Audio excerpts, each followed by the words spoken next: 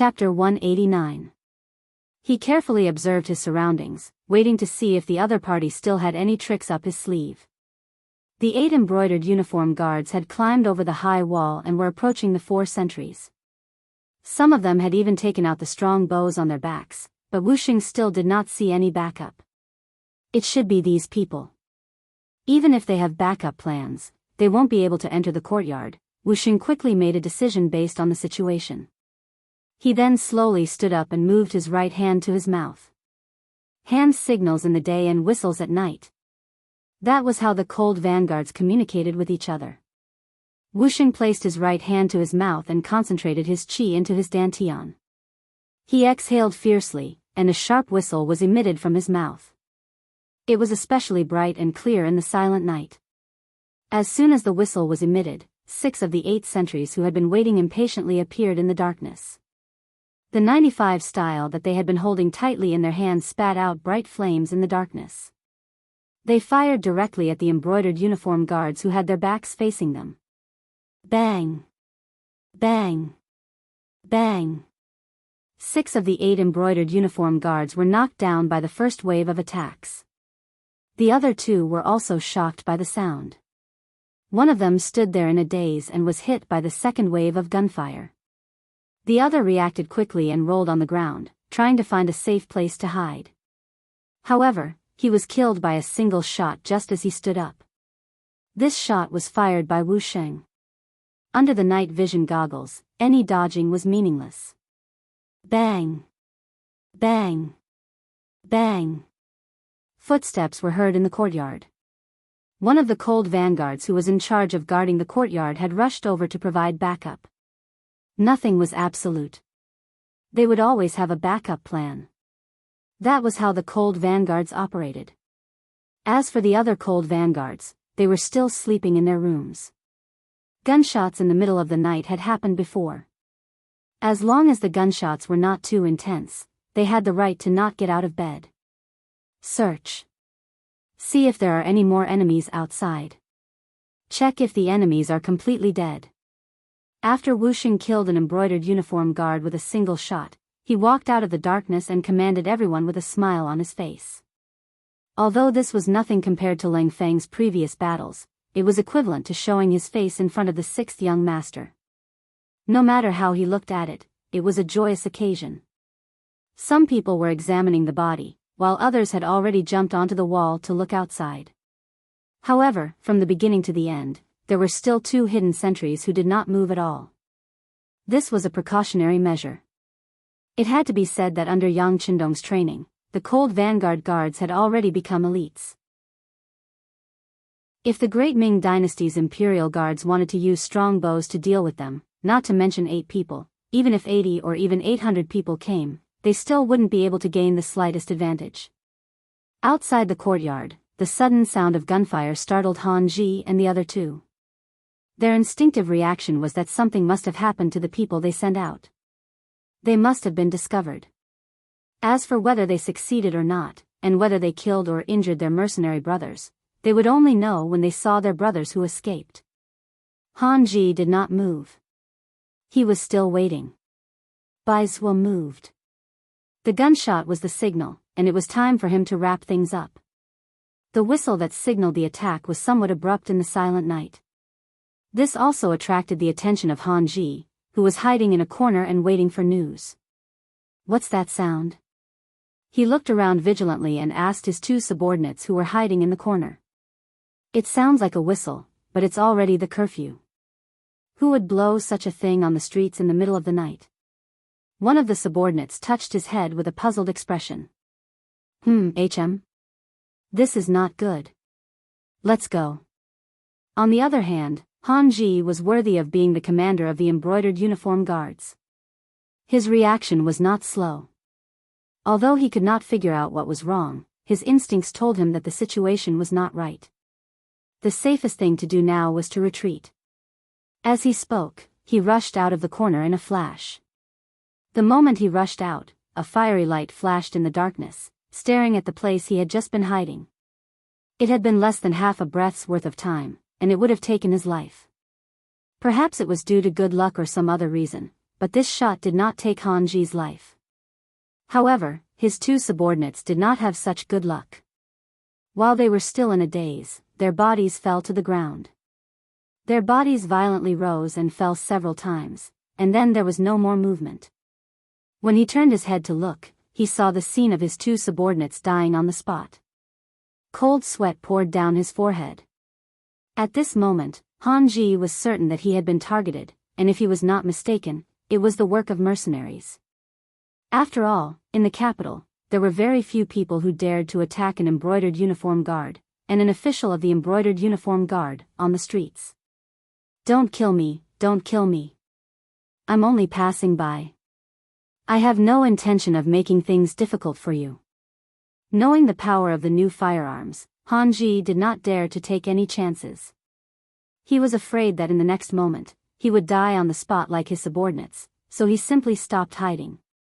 He stood up and stood in the middle of the street, and then loudly shouted. This shout was not only to express his submission, but also to attract the attention of the night watchman in the capital. Although it was a curfew, the people of the 5 cities' warden's office still had the right to walk on the streets, patrol, and protect the law and order. Bah! A crisp sound rang out as soon as Han Ji stood up, and then a piercing pain came from his leg. The strong pain made him half kneel on the ground with a plop, and the cold sweat on his face dripped like rain. The half-kneeling Han Ji did not understand. He had already surrendered, so why did these people still have no intention of letting him go? Did they really want to kill him? "I am the commander of the embroidered uniform guard, a 4th-rank official of the court. You can't kill me, or else it will be very troublesome." Seeing that begging for mercy was not going to work, Han Ji used intimidation. But no matter how he shouted, in the eyes of the ghost snipers, he was already a dead man. Daring to find trouble with the 6th young master was tantamount to being sentenced to death. No matter who pleaded for mercy, it was useless. Bah! Another sniper shot rang out. This time, it hit Han Ji's left leg. Blood splattered, the bullet directly passed through the flesh of the thigh and quickly left. With a piercing wound, Han Ji fell to his knees with a plop, unable to move an inch. No! No! Tears fell like rain. Han Ji was so scared that he actually cried. If they had killed him directly, it might not have been so painful. However, this kind of torture was the best way to break a person's heart. Back then, there were many people who had been captured and tortured to death by him. Thinking about how they were unable to live or die, he even laughed out loud at that time. God made fools of people, who would have thought that it would be his turn now. Bah! Another shot hit him in the left shoulder. His body could not help but tilt, almost falling to the ground. Kill me, kill me. This feeling of facing death at any time made Han Ji's mind begin to collapse. At this time, he no longer hoped to live, only to die quickly, which was also a kind of happy relief. However, the gunshots that should have sounded did not continue, and everything seemed to be quiet. There was only the faint sound of blood flowing out of the body. After half an hour, about a third of the blood in his body had flowed out. Without any emergency treatment, Han Ji finally fell into a coma due to excessive blood loss. Then, he slowly died. Of course, they did not directly kill Han Ji because they did not want to let him off too easily. Feeling the feeling of death bit by bit was the result that Bai Zhua and the others wanted. The night wind blew, bringing with it the smell of blood, and then slowly dissipated into the air. The people living nearby only heard the crisp sound of firecrackers in the middle of the night, but no one knew what exactly happened, and no one had the courage to come out and take a look. It was not until the sky was completely bright that the people walked out of their houses. At this moment, the gate of the embroidered uniform guard's office was very lively, and 11 corpses, including Han Ji, were neatly lined up there. No one knew who sent these corpses, and the first people who found them were the soldiers of the warden's office patrolling the nearby 5 cities. The 11 people sent out were all dead, including Han Ji. When the news reached Lv Gui's ears, his face was pale and unsightly. "Collect the corpses, send a coroner to examine them, and report the results to me."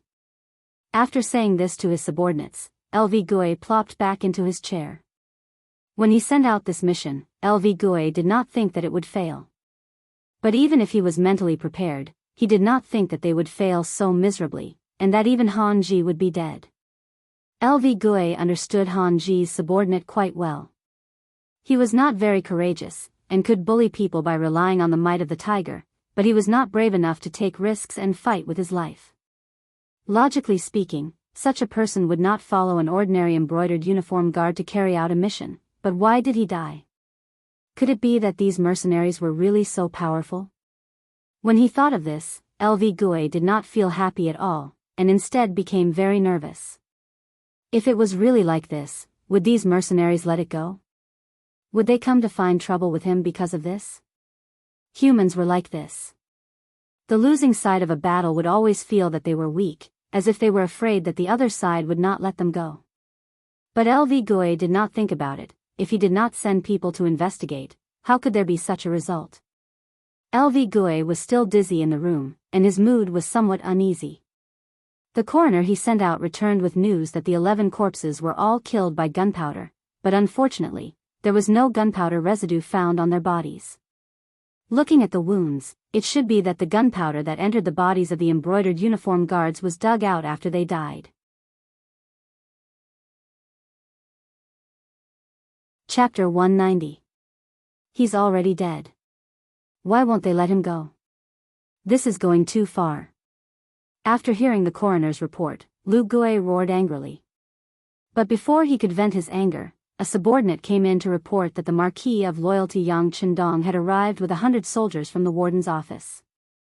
They had already passed the gatehouse and were heading towards the inner courtyard. Upon hearing that Yang Chendong had arrived, Lu Gui immediately guessed his intentions. He immediately said anxiously, "Who let them in? Can't you stop them?" "Commander, we can't stop them. Marquis Yang has the command token of the embroidered uniform guard. None of us dared to stop him." The embroidered uniform guard who had reported the news replied with an aggrieved expression. Tell him that I'm not here." As Lu Gui spoke, he looked around. It was clear that he wanted to find a safe place to hide. Bang! With a muffled sound, the door was kicked open from the outside. Yang Chendong, with a murderous look, appeared in front of LV Gui with hundreds of soldiers from the warden's office of the 5 cities. Ah! At first, there was a cry of alarm, but Lu Gui quickly reacted. He forced himself to remain calm and asked Yang Chendong in a questioning tone, "Marquis Yang, what are you doing? Do you know what kind of crime it is to bring people into the embroidered uniform guard?" Lu Gui's appearance at this moment was fierce on the outside but timid on the inside. In response to Lu Gui's howls and questioning, the soldiers of the warden's office standing opposite him all laughed coldly. This time, to be able to follow the Marquis of Loyalty into the embroidered uniform guard was a very glorious thing. With today's experience, it was likely that in the future, he would have something to brag about with his colleagues. In the past, it was always the embroidered uniform guard who found trouble with them. Everyone was a soldier and ate grain, but the treatment was very different. Now that Yang Chendong was here, it was different. How awe-inspiring was it to openly charge into the embroidered uniform guard to arrest someone? Just thinking about it made one's blood boil. LV Gui was still shouting, still showing off his might. It could even be said that he was acting shamelessly. Yang Chendong snorted disdainfully and said, "As the commander of the embroidered uniform guard, you still have the face to talk about Marquis. Do you know that last night, there were brothers from the embroidered uniform guard who went looking for trouble with the mercenaries? Because of this, they almost injured their people. Now that they are asking for an explanation from us, how do you think I should answer?" Huh? When Yang Chendong asked this question, Lu Gui suddenly became weak. But when he thought about how Han Ji and the others were already dead, and how there was no evidence that he had sent them on a mission, he regained his confidence. What does this have to do with me? Han Ji and the others did it on their own accord. If you want an explanation, just look for them. Look for them? How can you even say that? You want Marquis to argue with the dead? Yang Chendong continued to ask angrily. But then, He suddenly stopped and his voice became much colder. Fine, you can deny it. Right now, those mercenaries want Marquis to give them an explanation.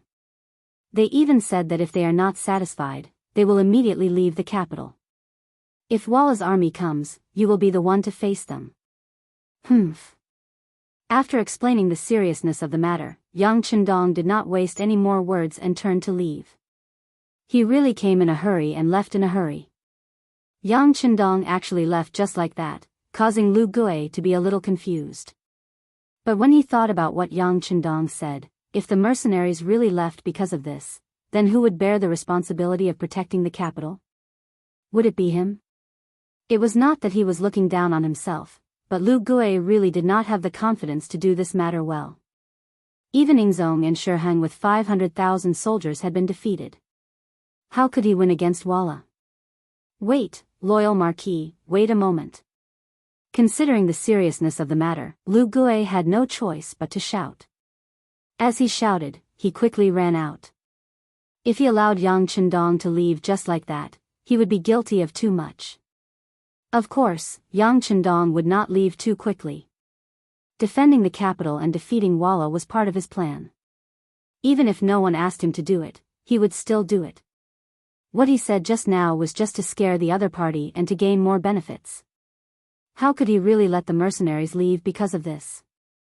How could he really allow Walla, a foreign race, to bully the Han people?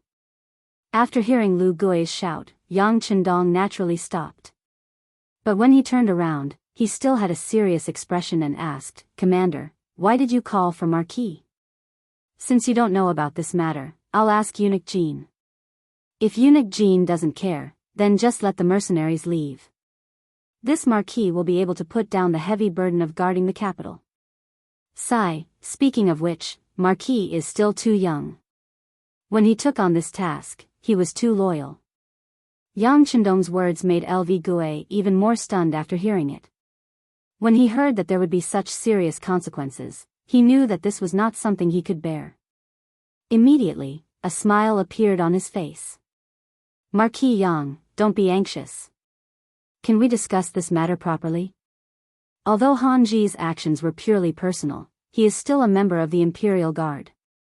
After thinking about it, this commander also has some responsibility. "Marquis Yang, how do you want compensation?"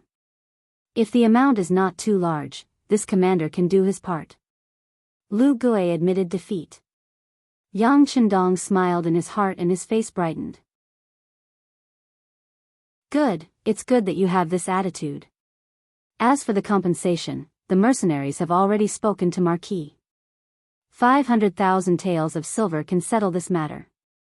Lu Gui was originally smiling, but when he heard the number of 500,000 taels, he immediately jumped up. "How much?" This is impossible." No. Lu Gui was still waving his hands and shouting wildly as if he had been bitten. Yang Chendong snorted coldly. "Forget it. Since the commander doesn't have it, I will ask Eunuch Jean. If he doesn't have it, then let them leave."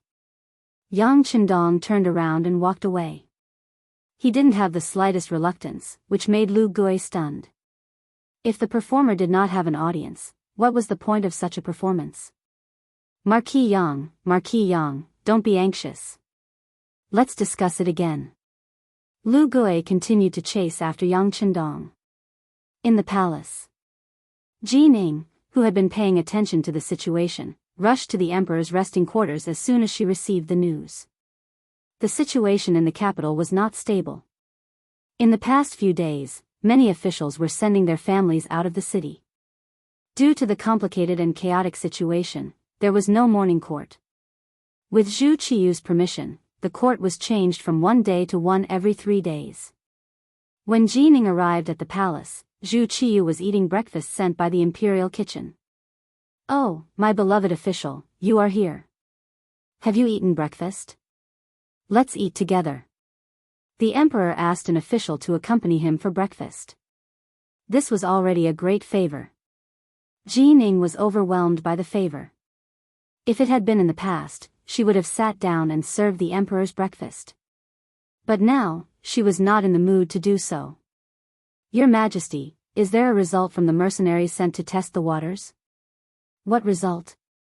Zhu Qiyu, who had been indifferent, stopped moving his chopsticks when he heard Jin Ying's words. He raised his head and asked seriously. There are good and bad results. Jin Ying panicked when Zhu Qiyu looked at her. For a moment, she did not know how to describe what she wanted to say. What does my beloved official mean? Zhu Qiyu was also confused by her words. Perhaps she knew that her description was not appropriate, so Jin Ying hurriedly explained, Your Majesty, the brocade guard followed your orders and went to the mercenaries' temporary camp last night. There were 11 people in total. 11 people died. This morning, they all fell in front of the brocade guard yamen. The people I sent to investigate have returned. Last night, they faintly heard the sound of gunfire. As he spoke, he observed Zhu Qiyu. When he found that Zhu Qiyu was listening attentively, he continued, This is the good news. Facts have proven that this mercenary group does indeed possess extraordinary strength, and they are very vigilant. But they asked for compensation on the grounds that someone was spying on their camp. They asked for 500,000 taels of silver. At this time, the Marquis of Loyalty is representing the mercenaries and communicating with the brocade guard commander Lu Gue. Zhu Qiyu's expression darkened as he listened to Jin Ying's report. When he knew that the mercenaries were strong, he had more confidence in the defense of the capital. But when he heard that the mercenaries were asking for 500,000 taels of silver as compensation for last night's spying, his expression changed drastically. He said, Can you investigate whether anyone died last night? Your Majesty, the Marquis of Loyalty has already given us the answer. The mercenaries did not die. They were only disturbed for a moment. Jin Ying repeated what Yang Chendong had said to Lu Gue. No casualties? Then why did they ask for 500,000 taels of silver? Do they think that my silver and the national treasury's silver fell from the sky? How preposterous. Zhu Qiyu's face was filled with anger. It was obvious that he was angry. It was true that he was the emperor of a country. It was also true that he was wealthy. But the more he was like this, the more he valued his dignity more than anything else. The ones who had died were the brocade guard. The mercenaries had not only killed people, but they also wanted money. This was a threat and extortion. As the emperor of a country, if he backed down and agreed to the other party's request, wouldn't he be lowering his head? If that was the case, how could he lead a country in the future? Seeing that the emperor was angry, Jin Ying's expression turned bitter. The thing he was worried about had happened. The emperor wanted face. The mercenaries' actions had clearly touched his dragon scales.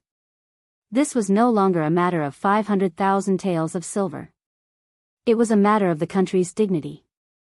Logically speaking, the mercenaries' actions were a little excessive.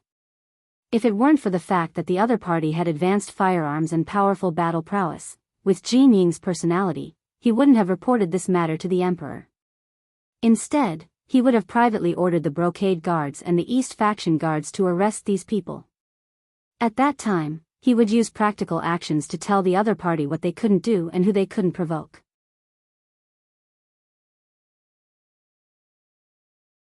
Chapter 191. But after what had happened last night, he truly didn't have the confidence to do such a thing. And now that the safety of the capital was in danger, he couldn't use violence to suppress the enemy. Otherwise, before Walla's army arrived, he would be thrown into chaos. After all, the emperor had spent a great deal of money to ask Yang Chendong to hire these mercenaries, so there could be no problems at this time. Otherwise, the defense of the capital would probably develop in the worst possible direction. And if Zhu Qiyu lost the capital, he would essentially lose the throne. In the south, there was still Yingzong keeping an eye on this place. If there was a chance to deal a heavy blow to the throne, Yingzong probably wouldn't show any mercy. If Zhu Qiyu was no longer the emperor, what was a great eunuch like him? When the time came, many people would probably try to capture him and bring him to Yingzong to claim credit. Even if it was for her own sake, Jin Ying still had to warn Zhu Qiyu. Even though she knew that he was currently in a bad mood, she still had to say what needed to be said. Your Majesty, a lack of forbearance in small matters will spoil great plans. We've already spent 10 million taels of silver, so we don't mind spending another 500,000 taels. As long as Your Majesty agrees, I can privately resolve this problem and do my best to prevent this matter from spreading. What does Your Majesty think? Jining wanted to ask Zhu Qiyu to back down. As soon as she said this, as the emperor of a country, of course he was displeased. He kept a straight face and didn't say yes or no. Zhu Qiyu truly didn't want to lower his head. This was the dignity of a country, not just a matter of 500,000 taels of silver. With his hands behind his back, Zhu Qiyu stood up from the table and walked to the window, looking into the distance. Although all he could see were tall and majestic palaces, it didn't stop him from expressing his feelings. He was very angry. Jining couldn't help but panic at Zhu Qiyu's cold attitude. Your Majesty, this matter can't wait any longer. Please reconsider. The embroidered uniform guard had been the cause of this incident. If the mercenaries were allowed to leave and the capital was lost, all the blame would fall on the head eunuch. He would be the second Wang Zhen, and even the history books would record him as a sinner for all eternity. Therefore, in Jinying's heart, even if the mercenaries wanted to leave, it could not be because of the brocade guard. At this moment, he really regretted what he did last night. Jinying's pleas didn't get any response from Zhu Qiyu. He didn't even turn his head. It was as if he hadn't heard anything. What should we do? Jining was very anxious, but as an official, there was nothing he could do about the emperor's attitude. All he could do was sigh in his heart. Reporting. Just as Jining was feeling helpless and Zhu Qiyu was speechless, another chief eunuch, Ru Zhu, arrived outside the palace. As soon as he appeared, he knelt on the ground with a panicked expression, his body trembling slightly. Ru Zhu had only been a court eunuch in Dai Zong's time and hadn't been particularly outstanding. After Jining took the throne, this man had quickly been promoted to supervising eunuch of the Imperial Horse Directorate, a position that had been guaranteed by the dead monk Qian.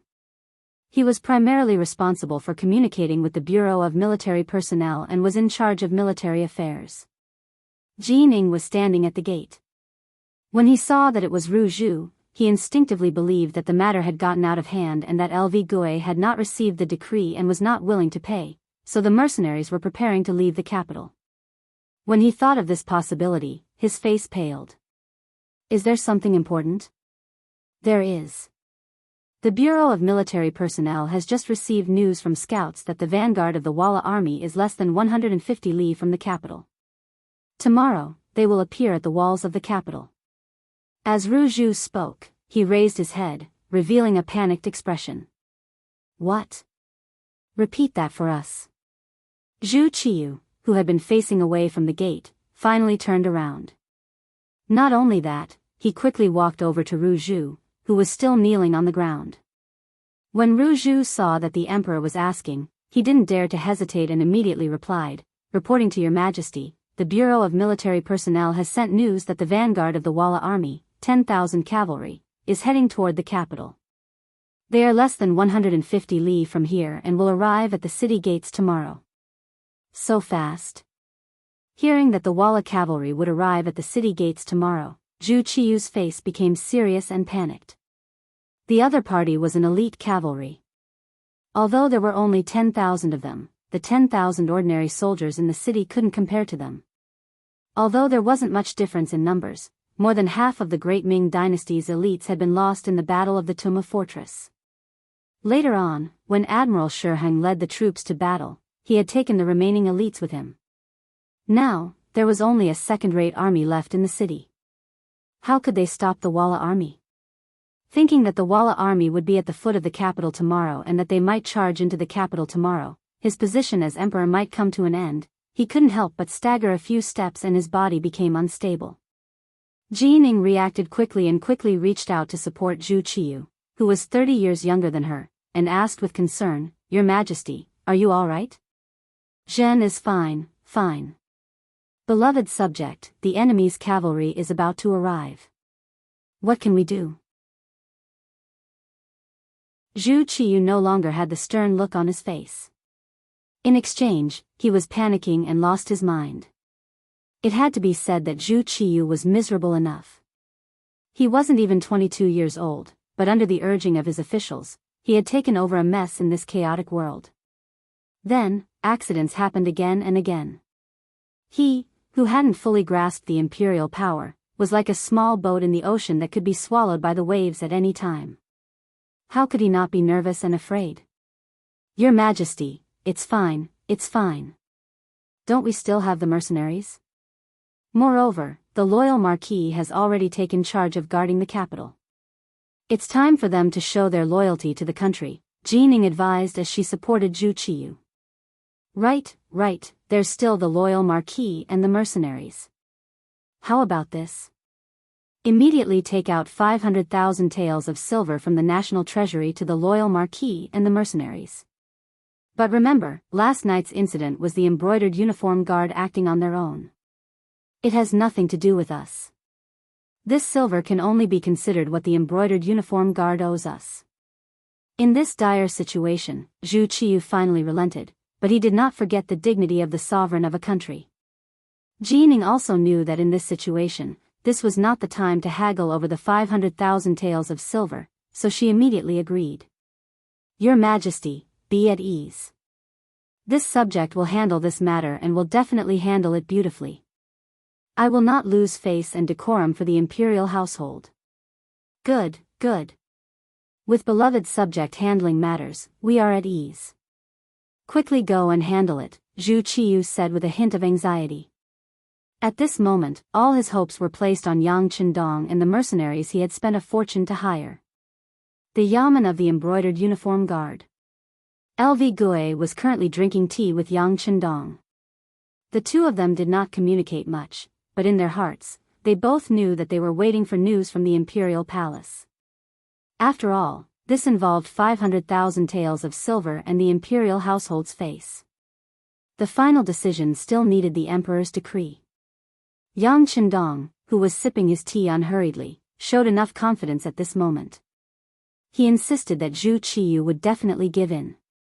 All of this came from the news he had received last night. The Walla's vanguard cavalry of 10,000 people was approaching the Great Ming Dynasty's capital. If nothing unexpected happened, they would arrive at the city tomorrow. The Yangxia Security Bureau was willing to spend a lot of silver and gold.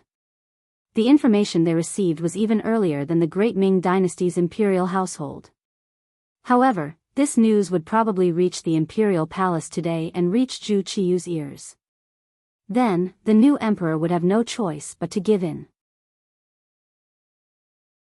Speaking of which, Yang Qindong did not lack the 500,000 taels of silver. However, he insisted on doing this to warn all parties not to easily inquire about the mercenaries. Otherwise, the consequences would be very serious. Presumably, after what happened this morning, whoever had such an idea would have to think twice before acting. Maintaining the mystery of the mercenaries was also of great significance for future actions. This was also part of the plan to pave the way for some future actions. With such a significance, in order to achieve the goal, what could he do even if he had to confront the genie guards? This was a once-in-a-lifetime opportunity. If he did not do it openly at this time, he was afraid that it would be more troublesome to do it in the future.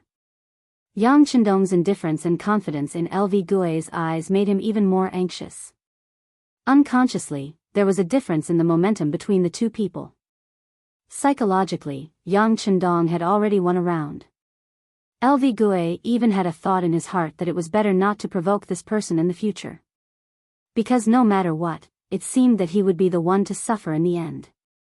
In the past, LV Gui would not have dared to think that someone would dare to cause trouble in the genie guards. It was good enough that he did not bring people to cause trouble. Who would dare to take the initiative to come to the door?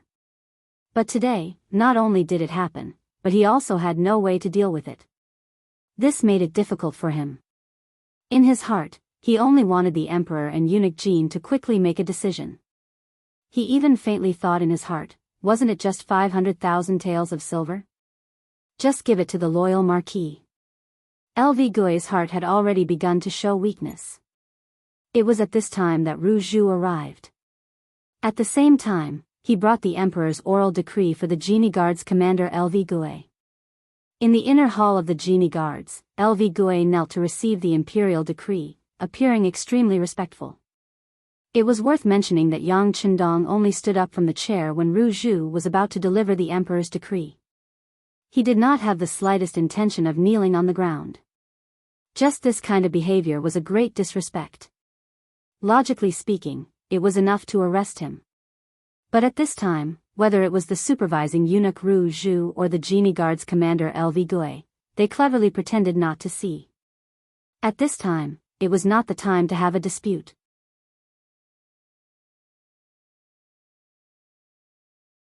Chapter 192. His Majesty's verbal decree. The Genie Guards acted recklessly and attracted the displeasure of the mercenaries, so they should be punished. But considering the national crisis, Jin will remember this matter. As for the 500,000 taels, Jin will withdraw it from the national treasury first. Later, Jin will slowly deduct it from the Genie Guards Yamen. Also, I hope Lu Gue can learn from this lesson and control his subordinates well. Don't do things that are not beneficial to the country. With a serious face and warning tone, Ru Zhu reprimanded Lu Gue on behalf of the emperor. Finally, there was a result, and it was the compensation method he had thought of. Lv Gue breathed a sigh of relief in his heart. He was not worried about being reprimanded at all. This matter was originally the emperor's idea. He was just taking the blame on behalf of others. Nothing would happen. This subject receives the decree and thanks His Majesty's grace. Lu Gue knelt on the ground and kowtowed 3 times to show respect to the emperor. After Ru Zhu finished telling Lu Gue about the emperor's instructions, he turned to Yang Qindong and said, "Loyal Marquis, the emperor also has a verbal decree for you. This subject receives the decree." Yang Qindong cupped his fists. His face was very respectful, but the words he said were not respectful at all, asking the envoy to pass on my behalf. This subject fell off a horse during the Battle of Earth and Wood, which triggered an old injury. Now, I can't kneel, asking for forgiveness. When Zhu Qiueving's sect was still alive, he let Yang Qindong organize 3rd Princess Changda's birthday banquet. To put it bluntly, he was just looking for trouble out of jealousy. At that time, after Yang Qindong organized the birthday banquet, in order to not give others an excuse to deal with him, he lied that he fell off a horse and injured his body. Now, he said that he fell off a horse during the Battle of Earth and Wood, which triggered an old injury, so he couldn't kneel. Speaking of which, it was a coincidence. But he didn't think about it. The current Yang Qindong wasn't even 20 years old. Even if he really suffered an injury, at this age, he should have recovered. However, he still used this as an excuse. It was clear that he did not respect the imperial power. When Ru Zhu heard this, he was dissatisfied. However, considering that it was time to put the other party in an important position, if he haggled over such a small matter and delayed the important matter, the gains would not make up for the losses. Thus, he could only close one eye and say, "It's fine." The emperor's verbal order is only for the Marquis of Zhongdan and this eunuch to discuss how to retreat from the enemy. Right, Walla's vanguard cavalry will arrive at the capital tomorrow, but how will the loyal Marquis deal with them? As the supervising eunuch of the Imperial Horse Directorate, Ru Zhu had the authority to give orders on military matters. At this moment, he was asking about how to deal with the enemy. Naturally, it was within the scope of his authority, so it was reasonable. Of course, Yang Qindong knew who Ru Zhu was. He also knew that Ru Zhu was here on behalf of the imperial power. To put it bluntly, Ru Zhu was here to supervise the army and monitor his every move. This was also one of the characteristics of the great Ming dynasty. No matter where the war occurred, no matter how large the scale of the war, there would always be eunuchs participating in supervising the army. This was also a sign that the emperor wanted to control everything in his hands. However, he did not know that it was a great taboo for someone who did not know how to fight to lead an army. Just like in Tuma Castle, Guojing, as the supervising eunuch, played a role in restricting the great Ming dynasty's elite army, causing them to lose the best opportunity to fight due to internal friction and suffer a crushing defeat. With the previous example, how could Yang Chendong allow eunuchs to participate in military matters? Immediately, he replied with a serious expression, "Eunuch Ru, as for how to deal with the enemy, I still need to discuss with the mercenaries. Of course, with the 500,000 taels of silver, we can show our sincerity. As for how to fight the war, I'm afraid that right now, it's not up to you or me to decide. So it's like this. However, I don't know if this eunuch can go with the loyal marquis to take a look at the mercenaries' barracks." Ru Zhu said with a modest expression. This was also Zhu Qiyu's intention. Although it was true that the mercenaries were invited by Yang Chendong, they were using his money. He couldn't monopolize them, could he? If possible, he would have his own people contact the mercenaries. If he could use them, wouldn't it be better? He wouldn't have to trouble the loyal marquis with everything. To put it bluntly, he was burning the bridge after crossing the river. Zhu Qiyu wanted to get rid of Yang Chendong, the middleman. Among the people, this was called forgetting one's mother after getting a wife. How could Yang Chendong not see through this little trick? No one knew that the mercenaries were actually the new Yang Xia army under his command. The only reason he didn't reveal this relationship was because the timing wasn't right. As for people wanting to take advantage of the cold front, he wasn't worried at all. It was simply a waste of wax for a blind man to light a lamp. Because it wasn't time to reveal this relationship, Yang Chendong wouldn't make any decisions on behalf of the mercenaries. Instead, he said to Ru Zhu with a smile, "Eunuch Ru wants to go to the mercenaries' barracks to take a look. Marquis naturally welcomes you. However, I can't make the decision on their side. If something unpleasant happens, I hope that Eunuch Ru won't be angry." Hearing that Yang Chendong allowed it, Ru Zhu's face was immediately filled with joy. As long as this person didn't obstruct him, he was confident that he could make friends with the mercenaries. After all, the other party came to make money. Whose money wasn't money? He had the emperor as his backing and the national treasury's silver as his backing. As long as he was willing to spend money, he wasn't afraid that he wouldn't be able to convince the mercenaries. As if afraid that Yang Chendong would go back on his word, Ru Zhu hurriedly said, "No problem, no problem. When the time comes, just introduce me to them. As for the other matters, I'll take care of them." "Good, then prepare the silver and set out." Yang Chendong's face was full of smiles. "Good, good." Ru Zhu hurriedly agreed. Then he turned to Lu Gui and said, "Commander, I'll have to trouble you to send some people to escort 500,000 taels of silver from the national treasury to the mercenaries' compound." "Thank you for your trouble." Ru Zhu and Lu Gui were both eunuch Jin's trusted aides. Their positions were also very close, so it was natural for them to be polite. To this, Lu Gui also politely replied, "It's my duty, it's my duty. I'll arrange for people to do it right away." The morning's questioning finally had a result. In the end, it ended with the imperial power backing down. Of course, to the outside world, this was the embroidered uniform guards backing down, not the emperor backing down. The 100 embroidered uniform guards pushed out 10 large carriages. In each carriage, there were 10 large chests. A total of 500,000 taels of silver headed straight for the mercenaries' barracks. As if afraid that Yang Chendong would do something bad, when Lu Gui went to arrange for people to go to the national treasury to get the silver, Ru Zhu accompanied him the entire time. He really didn't leave his side and didn't give him any space or time to spread the news. However, what Ru Zhu didn't know was that when Yang Chendong faced him, he stood with his hands behind his back. The hands behind his back were constantly making gestures to convey what he wanted to say. All of this was clearly seen by Tiger's Mane, who was standing behind him as a servant. After understanding what the young master wanted to say, he quietly left. Ru Zhu didn't care about this at all. He only wanted to keep an eye on Yang Chendong so that he didn't spread the news, especially not to the mercenaries. Other people and matters were not within his scope of concern. Just like this, Ru Zhu accompanied Yang Chendong until the silver was prepared. Only then did Ru Zhu happily ask the loyal marquis to accompany him to the mercenaries' courtyard. Yang Chendong gladly agreed, and the group left the embroidered uniform guards' yamen in a grandiose manner. Along the way, this group quickly attracted the attention of the common people they encountered. Spies from the Bureau of Security had already been planted in the crowd. With their intentional spread, the news that the embroidered uniform guard was looking for trouble with the mercenaries protecting the capital quickly spread. Many common people began to reprimand the embroidered uniform guard, and the balance of public opinion began to tilt in favor of the mercenaries. Leading public opinion for one's own use had not been noticed at the time, but Yang Chendong knew that in many cases, obtaining the support of the common people was already half the battle.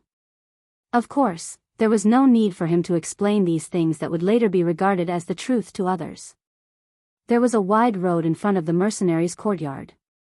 He had only chosen this place because he had considered the problem of gathering an army. When Yang Chendong and Ru Zhu arrived, it naturally didn't feel crowded at all. This place is not bad. Loyal Marquis is quite considerate. Ru Zhu seemed intent on getting close to Yang Chendong, and he would only be satisfied with a few words of praise for this courtyard. Regarding this, Yang Chendong only smiled without saying anything. He naturally knew what the other party was thinking. If it weren't for the fact that he was still useful, the other party would have already coldly glared at him and even tried to make trouble for him. For this eunuch who had no emotions and only cared about profit and power, Yang Chendong was already giving him a lot of face by showing him some courtesy. As for any words of thanks or praise, that was simply out of the question. Since the cold vanguard had already entered the capital, no one would be able to make things difficult for him in the future. This was a display of his confidence.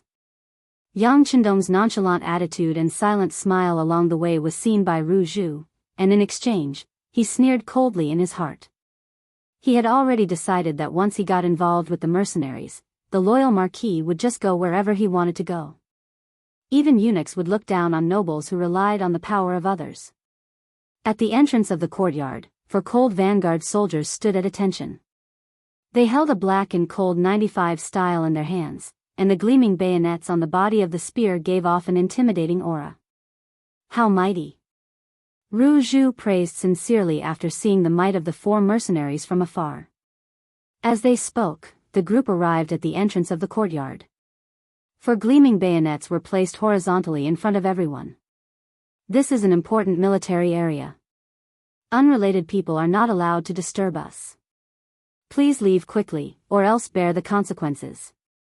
The four cold vanguard soldiers didn't show the slightest hint of fear despite the size of the group. On the contrary, they even took the initiative to speak.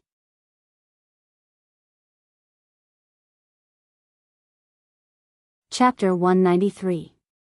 Yang Chendong stood in the middle of the crowd and watched all of this with an indifferent expression. He had no intention of walking out. He had not come into contact with the cold front for a long time. He also wanted to see the mental state of this troop from the side. Ru Zhu stood in the front row of the crowd. Especially when he was about to reach the entrance of the courtyard, he intentionally quickened his pace. His intention to seize the opportunity was very obvious. Yang Chendong was happy to see this happen.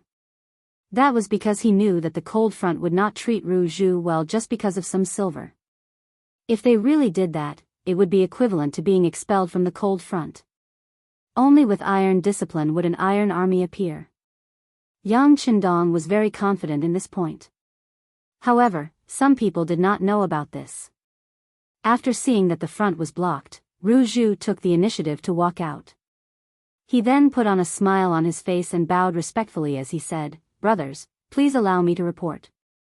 I am a supervising eunuch of the Great Ming's Imperial Horse Directorate.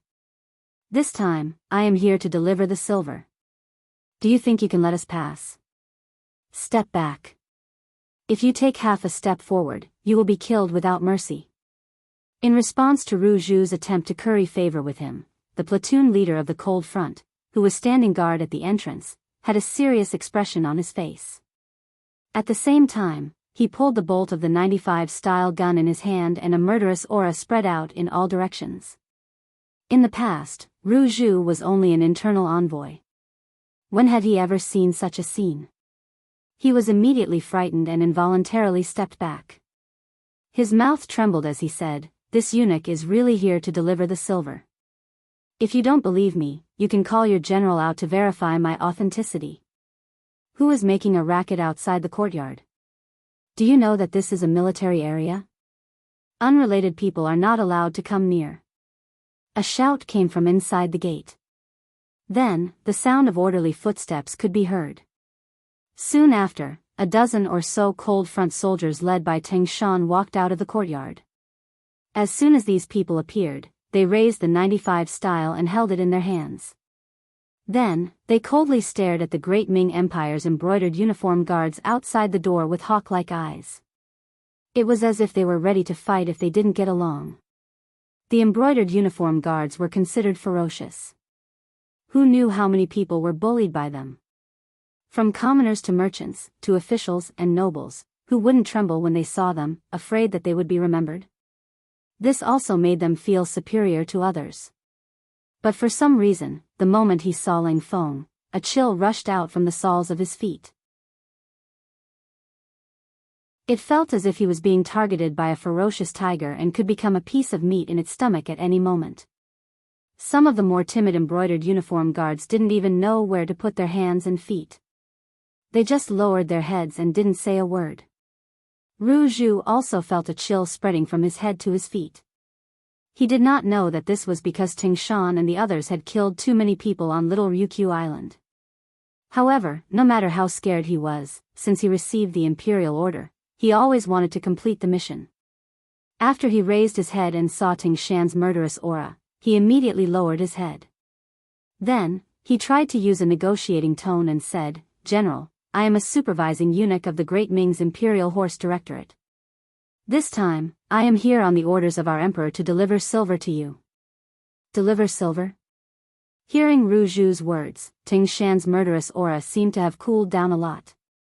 Sensing that the other party's tone seemed to have loosened, Ru Zhu thought to himself that silver was indeed the most useful thing. He immediately said, "Yes, yes, we are here to deliver silver to you. However, how should I address you, General? Are you the highest-ranking leader here? This battalion commander isn't the highest-ranking leader? What? Are you looking down on this battalion commander's low position?" Ting Shan looked at Ru Zhu with an ice-cold gaze. His murderous aura reappeared. Ru Zhu only asked about the other party's identity and position because he wanted to get to know the other party's higher-ups in the shortest time possible and establish a good relationship with them. He really didn't have any other intentions.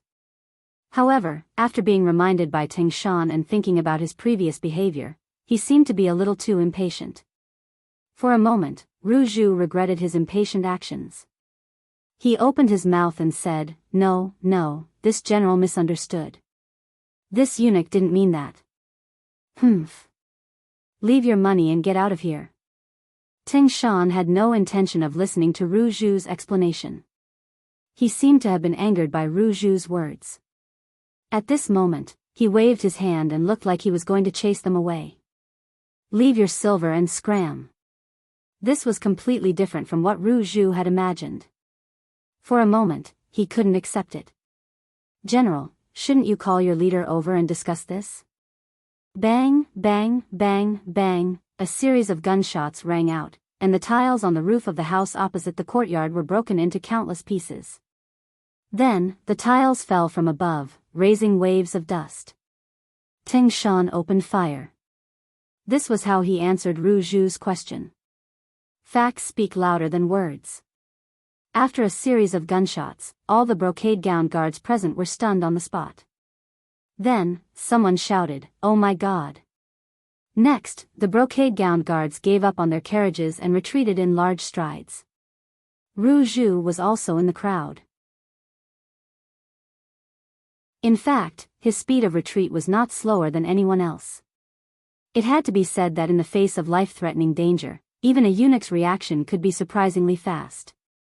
Everyone was retreating.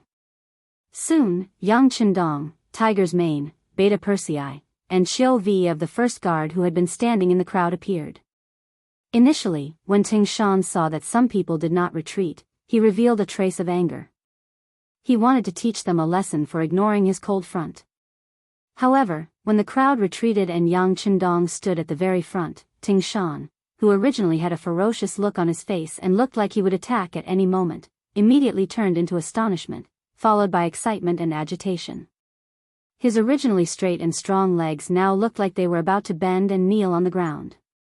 The earliest cold front was personally trained by Yang Qindong. Even Leng Feng, who was in his later years, had only heard legends about the sixth young master.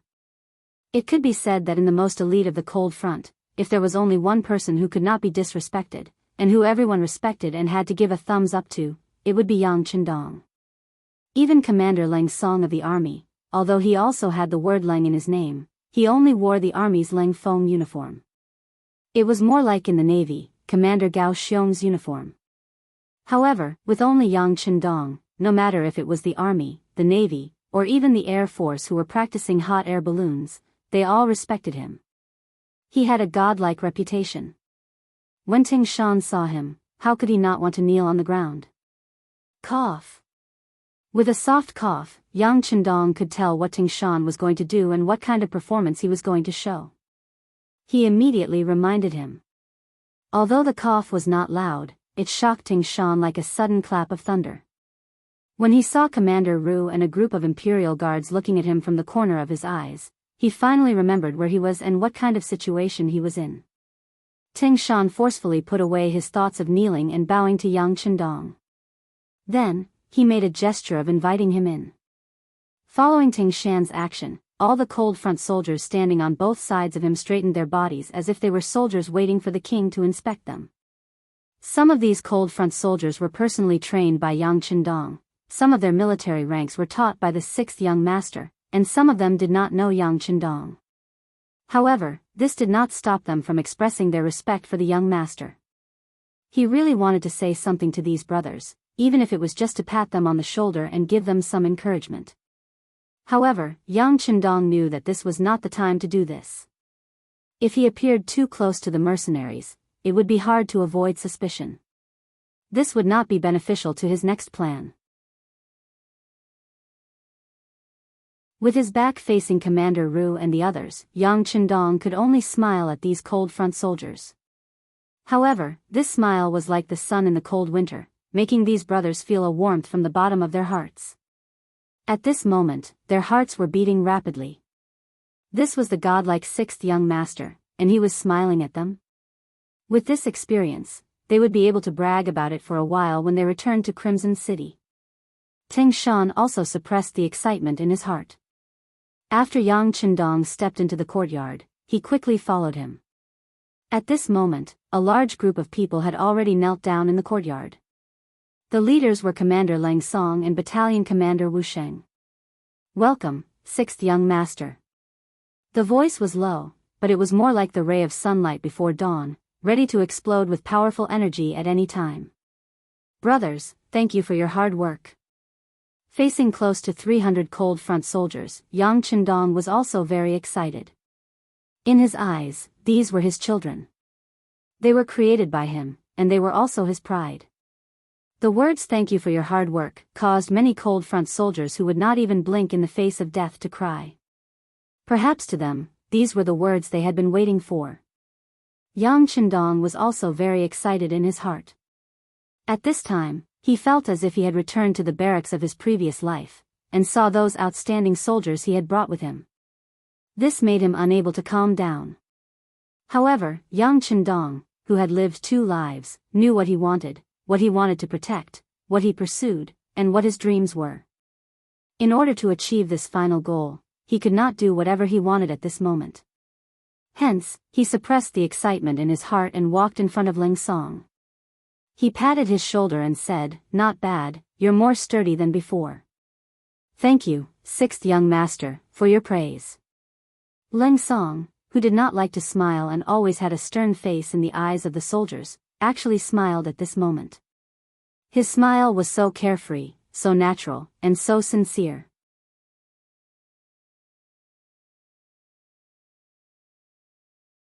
Chapter 194. He walked up to Ting Shan, who had just returned to his unit, and lightly nodded. Extending a hand, he smoothed out Ting Shan's uniform. Very good.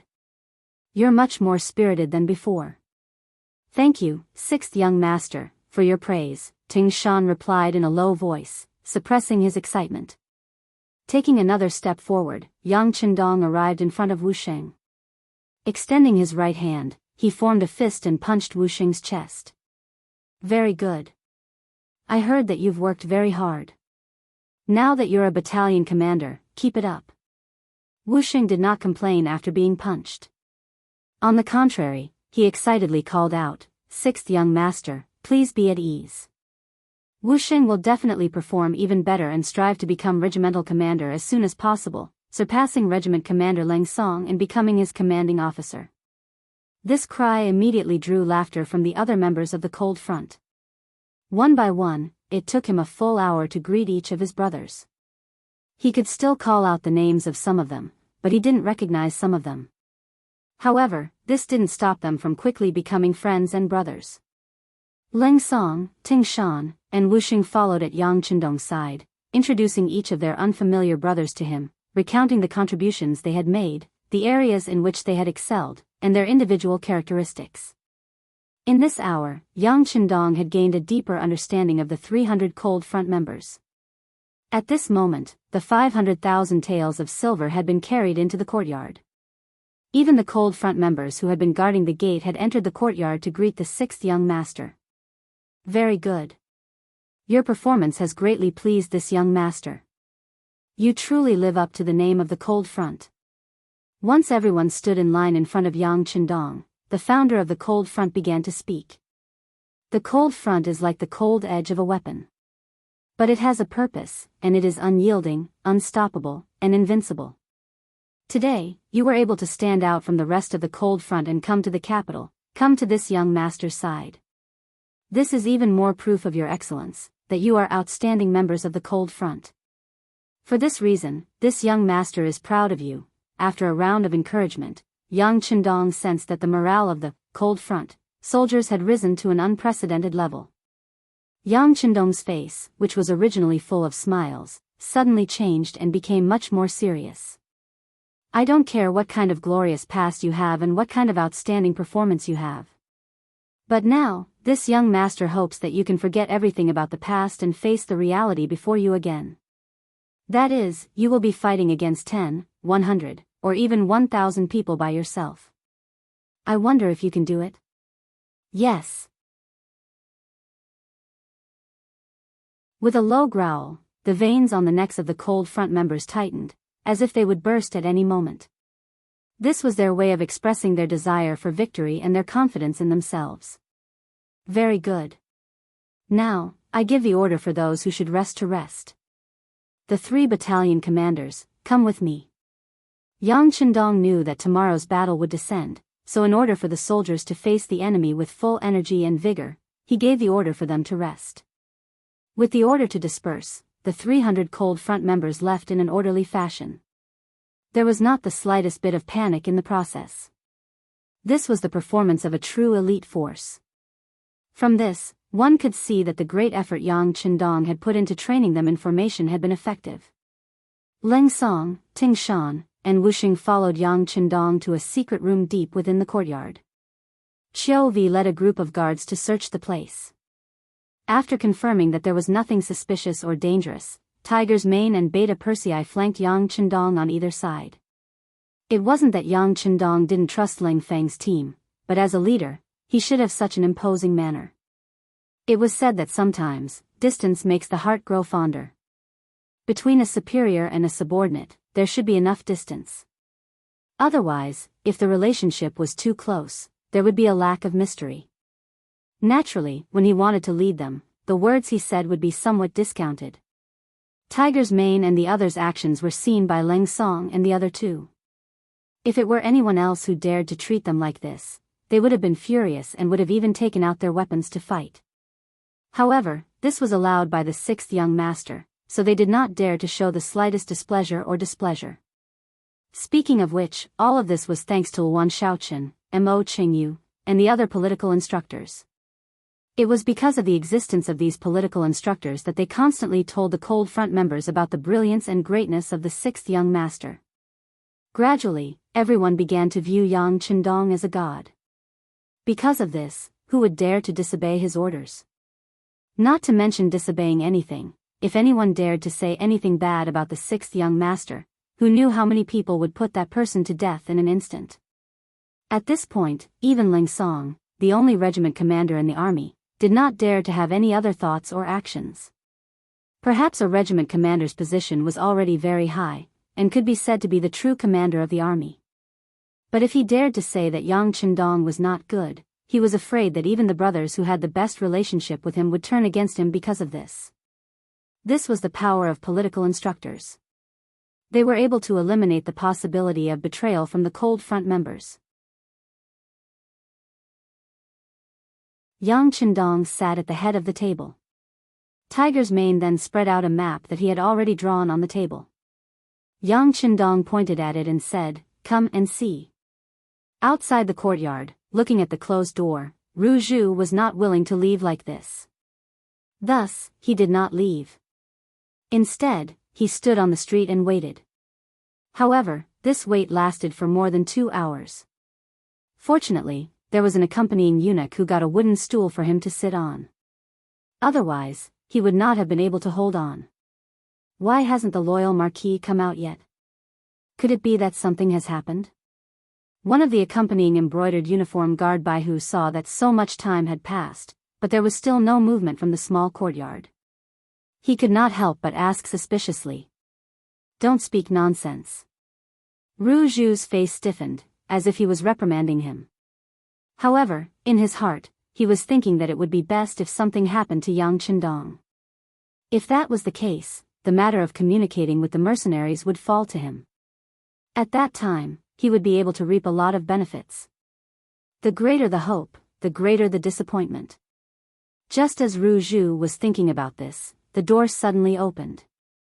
Yang Qindong, dressed in green, walked out in large strides. As soon as Yang Qindong appeared, Ru Zhu's eyes were fixed on him. He wanted to see if there would be any important figures from the mercenaries coming out to see him off. If that was the case, he could take the opportunity to say a few words and get familiar with them first. Unfortunately, only Yang Qindong and his servants came out. Not a single mercenary came out to see them off. This caused Ru Zhu's face to be filled with disappointment. However, what he did not know was that the disappointment was yet to come. After Yang Qindong walked out of the courtyard, he directly came to Ru Zhu and said with a serious expression, "Eunuch Ru, I have already tried my best to communicate with the mercenary generals. However, they did not agree to a eunuch being in charge of the army. They also said that since they have received the money, they naturally would not let the Walla army take the capital." After saying this, Yang Qindong shrugged his shoulders, looking as if he was powerless. Ru Zhu felt as if he had been struck by lightning. He was frozen in place for who knew how long before he came back to his senses. At this time, Yang Qindong had already walked past him, heading in the direction of the immortal abode with his servants. "Wait a moment, Marquis Yang. What is going on here? The imperial supervisor has always been in the Great Ming dynasty. Why are they making an exception now?" "I don't think this will work," Ru Zhu said with a face full of unwillingness. He had already patted his chest in front of the emperor and Jining, saying that he would use the war as an opportunity to establish a good relationship with the mercenaries. He would also do his best to obtain a few new firearms, providing the best specimens for the Great Ming dynasty's development. But now, even his authority to supervise the army had been taken away. Didn't that mean that this wish could no longer be fulfilled? Yang Qindong stopped in his tracks when Ru Zhu called out to him. He suddenly turned around and said, "Eunuch Ru, you said that this is the law of the Great Ming dynasty, but these people do not belong to the Great Ming, so they do not need to follow it. Of course, if Eunuch Ru is not satisfied, you can ask them yourself. However, if you provoke their displeasure, then you will have to take responsibility for the consequences. Right, I must remind you that the vanguard cavalry of the Walla will arrive tomorrow. It would be best if nothing unexpected were to happen." As if it was a kind reminder, Yang Chendong turned around and left with a hearty laugh, leaving behind a stunned Ru Xing. He was filled with unwillingness and resentment. Of course, he wanted to do as Yang Chendong said and ask the mercenaries about the great Ming dynasty's rules. However, after the embroidered uniform guard's reckless actions last night, he didn't dare to do that again. What if he really angered them and they demanded money again? He had already paid 500,000 taels. He had already lost face once. Was he going to lose face a second time? Ai. Ru Zhu let out a long sigh. He knew that he would not be able to complete the decree this time. He really didn't know that the emperor would be so furious after finding out about this. It seemed that he still needed to greet eunuch Jining and protect his current position first. As for forming a good relationship with the mercenaries, once the war started, it wouldn't end in a day or two.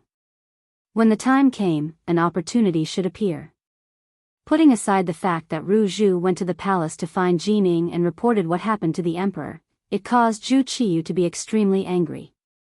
The news quickly spread in the city that the 10,000 elite vanguard cavalry of the Walla would arrive in the capital tomorrow. When the news came out, the entire city was terrified. Some people began to pack their bags and prepare to leave the capital.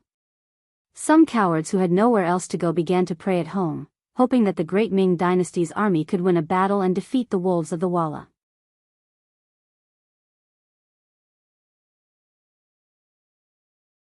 Chapter 195.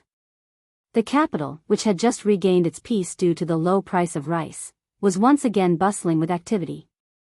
In the immortal abode, the girls were also affected. They all came over to ask Yang Chendong, who was practicing calligraphy, what was going on outside. Why was the commander still so calm when the battle was about to begin?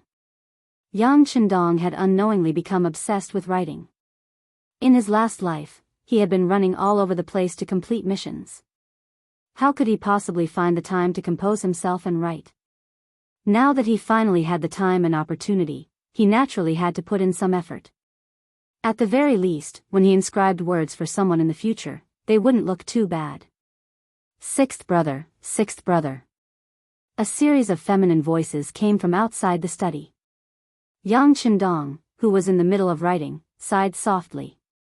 He knew that his plans to practice calligraphy today had been dashed. He only had 4 women, and it was already so lively. He really didn't know what it would be like with the addition of other women in the future. At this moment, Yang Chendong suddenly missed the old Yang clan residence in Jianghu Manor. Back then, he could really do whatever he wanted, and no one would bother him. While Yang Chendong was still reminiscing about the old days, Hu Yan and the other 3 girls ran in. As soon as they saw Yang Chendong still holding the pen, they immediately surrounded him, and for a while, they kept asking him questions. Yang Chendong couldn't tell who was asking what, but he had a rough idea of what was going on. The 4 women all wanted to know if they could defeat the Walla cavalry tomorrow. That was the cavalry that had defeated Ing Zong and Shi Heng. They were all worried for Yang Chendong. Well, your husband knows what you are worried about. How about this? Tomorrow, all of you will put on makeup and go to the battlefield with Lu Lang. What do you think? Yang Chendong suddenly raised his voice and said something that shocked the 4 women. Since ancient times, it had been an ironclad rule that men should fight on the battlefield and women should stay at home. Apart from Hua Mulan and the female generals of the Yang clan, very few women were allowed to fight on the battlefield. However, Yang Chendong just had to make this request. How could these women not be shocked? Lu Lang, are you okay? Can we go to the battlefield too? Hu Yan's face was filled with disbelief. At the same time, her face was flushed red. Obviously, this proposal had touched her nerves and made her begin to yearn for it. Of course, I've already prepared your clothes. I borrowed them from the mercenaries and put them in your room. Take them and see if they fit you. Yang Chendong's eyes were as clear as a spring, and his face was full of love. When the 4 women heard this, they immediately ignored Yang Chendong and walked towards their rooms. After a short while, the 4 girls in camouflage uniforms returned to Yang Chendong. They were also in camouflage uniforms. When the 4 women wore the custom-made camouflage uniforms, their graceful figures were immediately highlighted. They actually had such a temperament and were so different from the rest.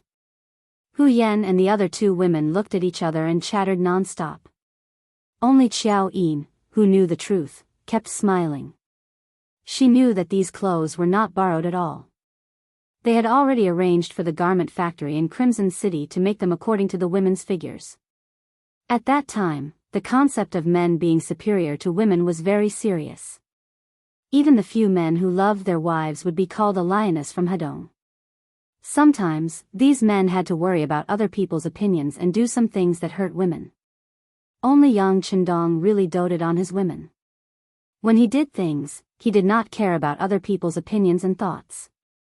While the women were satisfied with the military uniform, they were even more satisfied with Yang Chendong's attitude towards them. This was what made them happy. Seeing the 4 women slowly calm down from their excitement, Yang Chendong smiled and said, "These clothes are not for you to wear for free. There is a mission." "Ah. There is a mission? What mission?" When Hu Yan and the other 2 women heard that there was a mission, their breathing became a lot more rapid. They even wondered if Lu Lang really wanted them to go to the battlefield. But what could they do without the strength to truss a chicken? The 4 women looked at him suspiciously. Yang Chendong chuckled and said, "What are you thinking? How can I be willing to let you fight the enemy? Your task is to record the most wonderful scene on the battlefield, then go back and edit it into a program for more people to watch, and completely spread the glorious image of Lu Lang." Yang Chendong said very arrogantly. Hu Yan and the other 2 women laughed. But after laughing, they felt deeply gratified. Since Lu Lang dared to let them walk around the battlefield, it was enough to show that he was full of confidence in this battle. In fact, this was the real reason why Yang Chendong wanted to take the women to the battlefield. If he wanted to make a program, he could have learned it from the soldiers who participated in the battle in the future. But he did not do that. Instead, he wanted to take them with him. He wanted to tell the women through this battle that the battlefield was not as dangerous as they imagined. At least on the battlefield with him, Yang Chendong, they could still be very relaxed. After tomorrow's battle, when Yang Chendong went out to lead troops to battle in the future, the women would not have to be so worried and afraid at home. The 4 girls left in high spirits. From the looks of it, it was clear that they were going to wear the new military uniforms and walk around the Yangjia village for everyone to see. They were going to receive some envious gazes. Yang Chendong stayed in the study, discussing something with Tiger's man and Yang San about tomorrow's battle. "Yang San, is your security bureau ready for tomorrow's battle?" Looking at the actual leader of the security bureau, Yang Chendong's tone had a trace of concern and comfort. "Young master, please rest assured that everything is ready. I promise not to let irrelevant people near the gate." Yang San replied respectfully and confidently. "Very good, this battle must be fought with a sense of mystery. You all remember, as an opponent, the less they know about your methods, the more they will be afraid of you. What we need to do is to form and maintain this sense of mystery to the greatest extent, so that the opponent can't figure out what to do." After saying this to Yang San, he said to Tiger's man, "Tell butler Yang Ning to pay attention to the security situation of the Yang family village. Presumably, some people who can't find out about the mercenaries will have their eyes on the Yang family village. These few days, young master, I have to deal with the Walla army, so I don't have time to deal with the matters of the village. I will leave Dao Zhao's second guard team to protect the village." "Yes, young master, I will inform Captain Dao Xiao in a while. However, I think that he will not be happy if he is not allowed to participate in the battle and is instead staying in the village." Tiger's man chuckled. Dao Xiao would definitely feel very wronged if he was not allowed to participate in the battle. Thinking back to the battle of the Tuma Castle, they did not go and instead stayed. Now that they were being asked to stay, it would be strange if they were happy. Yang Chendong smiled at this. "Tell Dao Xiao that the division of tasks is different, but they are all equally important. Tell him not to be arrogant and impatient. In the future, the young master will have a lot of things to do, so there is no need to worry that they will not have a chance to participate in the battle. Yang Chendong was preparing for tomorrow's battle, and he was full of confidence. This was his first real battle in this world, so of course he had to make an exciting appearance. In comparison, there was another army that was also full of confidence heading towards the capital. They were Walla's 10,000 vanguard cavalry. The Battle of Tumu Fortress was a great victory, and it was unknown how many Ming dynasty officials were killed. If it were not for Yang Chendong's intervention, perhaps even Ming Emperor Zhu Qizhen would have been killed or captured. This battle also made Walla's appetite grow. Especially after Xi Ning defected to the enemy, she revealed many things about the Ming dynasty, including many secrets of the imperial court and the imperial palace. According to what Xi Ning said, the Ming dynasty's civil and military officials were not on the same side. They were very hostile and would often crush each other. For example, the Battle of the Tumu Castle was a conspiracy by the civil officials against the military officials in order to severely injure them. In this battle, didn't a general like Zhang Fu die on the battlefield? However, in reality, it was true that the civil and military officials were at odds with each other. However, in the Battle of the Tumu Castle, many generals died, so how much better were the civil officials? Again, if not for Yang Chendong's intervention, at least 2 ministers would have died on the battlefield. It didn't seem worth it to use such a heavy capital to design a plan. However, Walla didn't know this. They won the battle and thought that Xi Ning was right. Even when they were fighting against Shihang, it was Xi Ning who came up with the idea. First, they pretended to be weak and then baited the enemy step by step. In the end, they defeated the enemy. Because of this, Xi Ning became a good friend of Walla's people. Sai Bian Wang, who was in charge of leading the vanguard, was leading the army to the capital of the great Ming dynasty. At the same time, he was asking Xi Ning if there were any powerful generals in the great Ming dynasty that could fight against him. Xi Ning had thought about this question many times in his mind. He had thought of almost all of the courtiers and confirmed that there were still generals who could lead troops, but he could not think of anyone who could truly command an army. General, in the Battle of the Tumu Castle, the Ming dynasty's military officials were all killed. There is no one left who can fight against our Walla's army. In addition, Yingzong went to Nanjing to rebuild the imperial court. The Ming dynasty, which was divided into 2, has nothing to fear. Oh. Ha ha ha, doesn't that mean that the Ming dynasty's capital is at our fingertips? The wealth and women there will all belong to our Walla? Ha ha ha. Xi Ning laughed wildly. He was imagining beautiful women in his arms, delicious food in his mouth, and piles of gold and silver. Xi Ning looked down on the Xi Ning who only thought about wealth and women. A person who was too greedy couldn't achieve anything great. General, now that the Ming dynasty's army is empty and weak, what we should do now is to lead the army into the capital and then go all the way south until we occupy the entire Ming dynasty.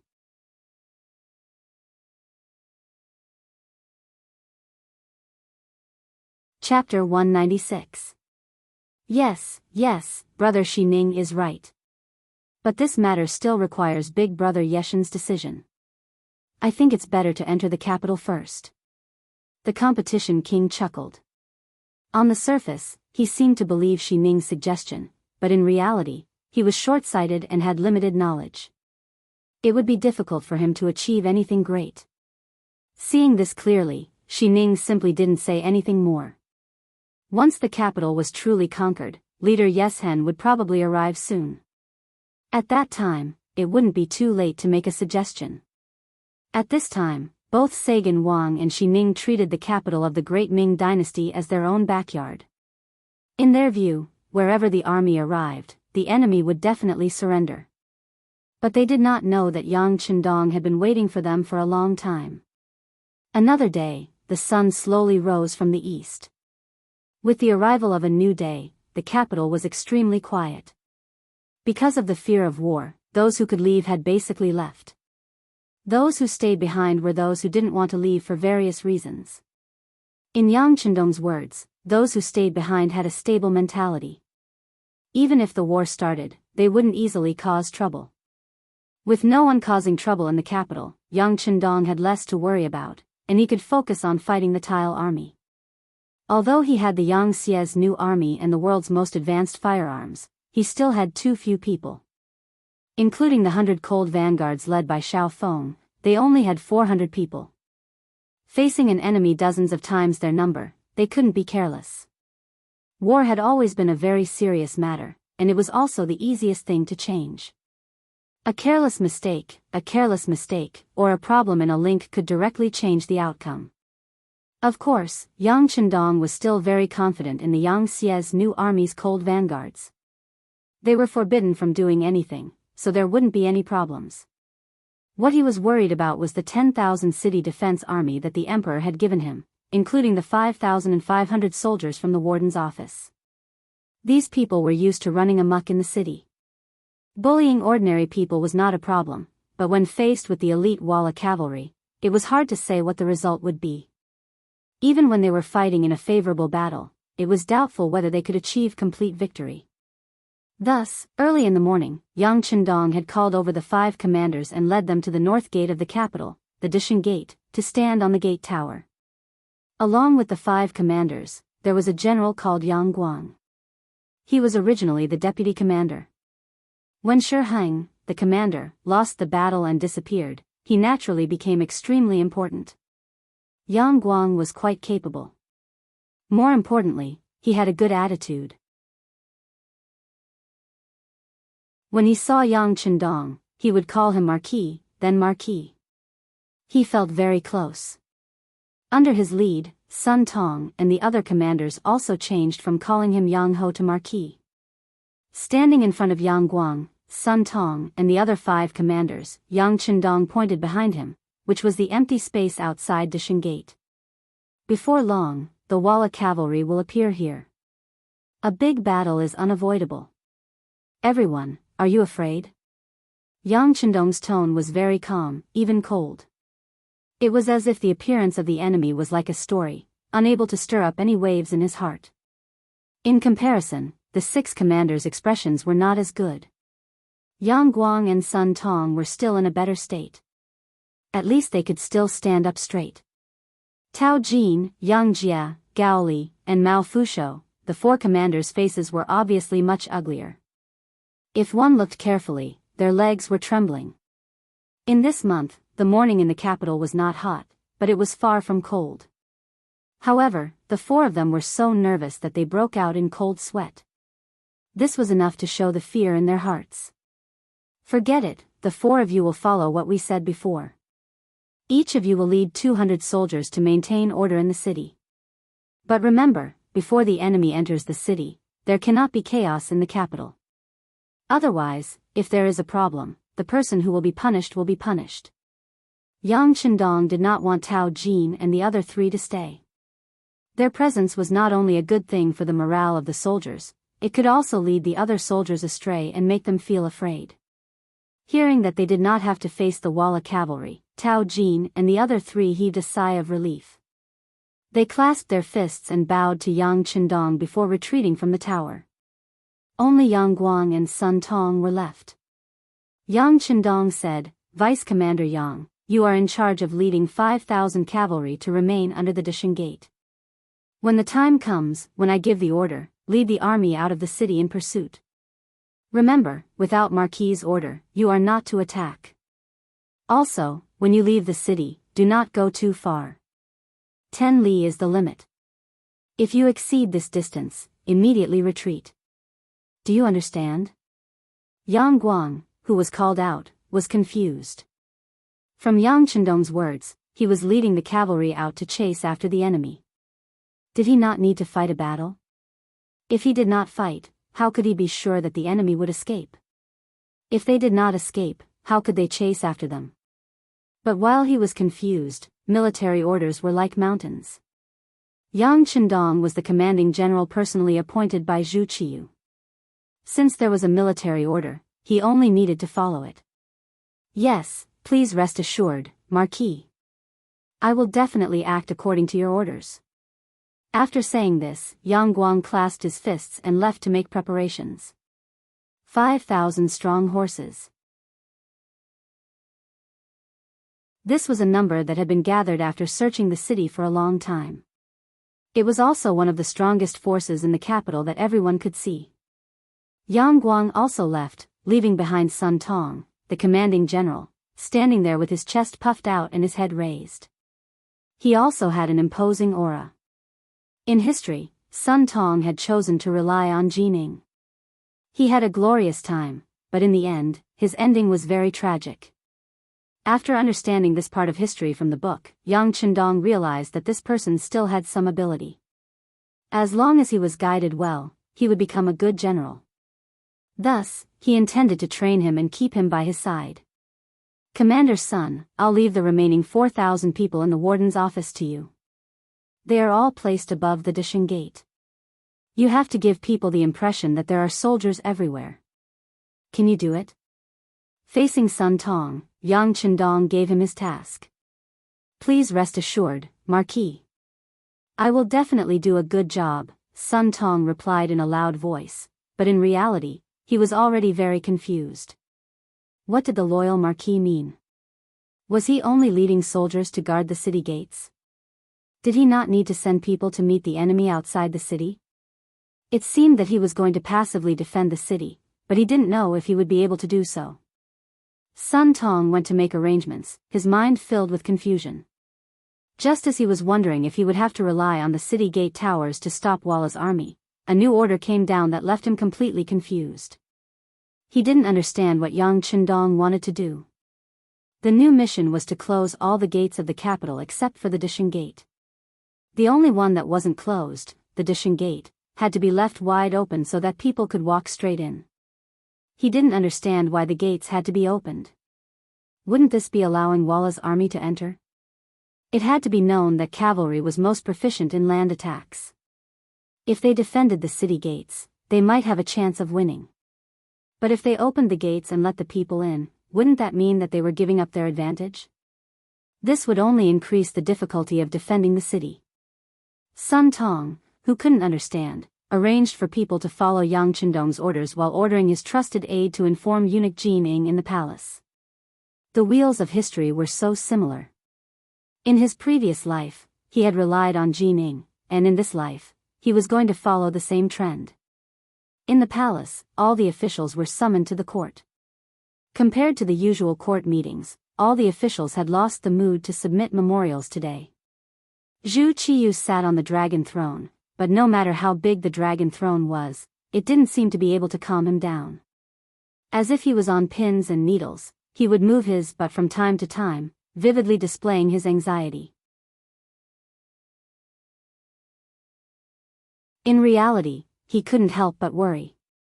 If the capital fell, it would be the end of his reign as emperor. He would become the second emperor after Zhu Qiyu to be defeated by Walla, becoming a disgrace in the history of the great Ming dynasty. Whether he would become a lofty emperor, a prisoner, or even a dead man all depended on how this battle to defend the capital was fought. Unlike in history, Yu Qian, the assistant minister of the Bureau of Military Personnel, was no longer present. Under Yang Qindong's guidance, they did not engage in battle with Walla's army on the outskirts. After Shi Hang's defeat, all the pressure was focused on the Victory Gate. That place would decide the final outcome of this battle. Reporting. Just as Zhu Qiyu's face was still filled with apprehension, the soldier sent by Sun Pao arrived outside the throne room. Enter the hall. Jining, who was standing next to Zhu Qiyu, was also concerned about the outcome of this battle. This time, he didn't wait for the emperor to agree before shouting out orders. At this moment of life and death, no one was thinking about whether Jining had overstepped her authority. Everyone was thinking about whether there would be a result in front of them. Was it a victory? Or had they lost? The soldier was allowed to enter, so he lowered his head and walked into the hall. Soon after, he dropped to his knees and loudly reported, "Marquis of Loyalty has ordered the Victory Gate to be opened. Deputy Commander Yang Guang has led 5,000 cavalry to lie in wait within the city. Commander Sun Tong has led 4,000 some soldiers to guard the gate tower of the Victory Gate." What? As the soldier finished explaining the situation at the gate, the imperial court instantly grew rowdy. How could they possibly open the gate? The Walla cavalry are most skilled in charging formations. The tall walls are our only support. Abandoning the gate tower to defend is simply avoiding our advantage. Minister of War Yi Ming loudly proclaimed in order to show off his erudition. That's right, that's right. Marquis of Loyalty's actions are truly inappropriate, the other officials began to jeer. Enough. The Minister of Rights, Hu Chang, was so angry that his lips trembled as he roared when he saw that the imperial court had turned into a pot of porridge. They were actually acting like commoners on the street.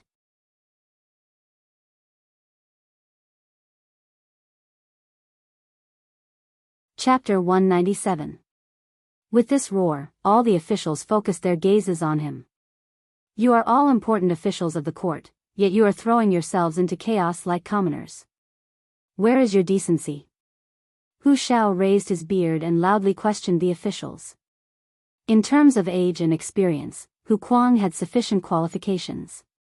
With this shout, many of the officials lowered their heads, not daring to argue with him. But there were also those who did not fear Hu Shao, such as the Minister of War, Ming, who stepped forward with his ceremonial tablet. Minister Hu, could it be that just because Yang Qindong is your grandson-in-law, you are protecting him like this? The Minister of Works, Shi Pu, also stepped forward and said, Minister Hu, now is not the time to be thinking about family ties. That's right. When the country is in danger, we should consider the big picture and put family ties aside. The new Minister of Revenue, Jin Lian, also stepped forward and criticized Hu Shao. After attending court for so many years, Hu Shao had rarely been attacked by 3 ministers at once. But in the face of this situation, he had no intention of backing down. Instead, he looked at the 3 of them and said with disdain, "Oh? So the 3 of you should know how to fight, right? If that's the case, why didn't you step forward to shoulder the heavy burden when His Majesty was selecting great generals?" This. The Minister of War, Yi Ming, blushed at Hu Zhao's words. He knew that he was the one who should step forward to shoulder the burden, but he did not have the confidence to do so. Now that Hu Shao had said this, he was clearly attacking him.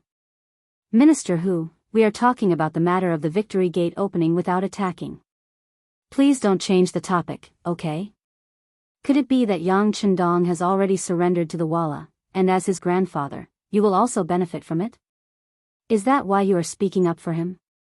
Yi Ming's attack touched on what everyone was most worried about. For a moment, the expressions of many officials changed. Even Zhu Qiyu, who sat on the dragon throne, turned ghastly pale. If what Minister Yi Ming said was true, then wasn't he handing the capital over to the enemy? Minister Yi, please conduct yourself with dignity. Seeing that the emperor and all the ministers were moved by Yi Ming's words, Hu Shao roared with a face full of anger, "Does Minister Yi have any evidence for what he said?" Evidence? Of course not, but why is the city gate open? Yi Ming couldn't help but gloat when he saw Hu Shao getting angry.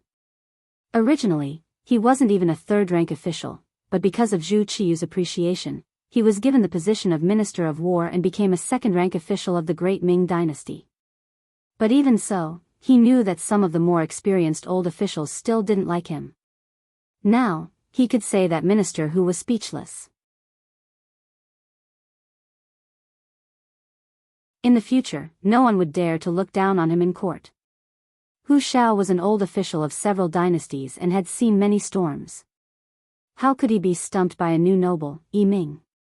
Hearing that the other party had no evidence, he couldn't help but sneer and ask, "Since there is no evidence, Yi Daren's words just now are suspected of framing." The contempt in Hu Zhao's eyes was very obvious when he didn't even call him minister and changed to lord. Yi Ming's face immediately turned ugly when he heard Hu Zhao's words. But before he could think of a counterattack, Hu Shao continued, "During this period of time, who doesn't know that the loyal marquis has bought a lot of property in the capital? Let me ask you, if he didn't have absolute confidence in defending the capital, why would he do this? This might be because he wants to calm the people.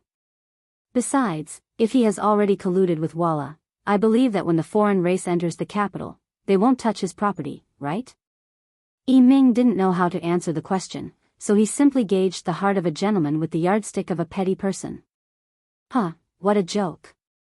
This is simply your excessive conjecture. Presumably, the emperor and the officials already knew what kind of person Walla was. He was simply a group of insatiable people. Just think about it, how could they put away their greed for the sake of others when dealing with such a person? If the loyal Marquis wants to be on good terms with Walla, he doesn't need to do this at all. Everyone, don't forget who saved Ingzong from Walla. If he wants to be on good terms with Walla, he doesn't need to do this at all. When Ingzong's name was mentioned, the ministers immediately sucked in a breath of cold air. Yes, if Yang Qindong was really such a traitor, he didn't need to do that at all. This reason instantly convinced many people, including acting sect master Zhu Qiyu. The loyal Marquis saved Ingzong's life, but he didn't go to Nanjing a while ago. I believe everyone can already understand his intentions. This time, he's withstanding a huge amount of pressure to fight against a strong enemy.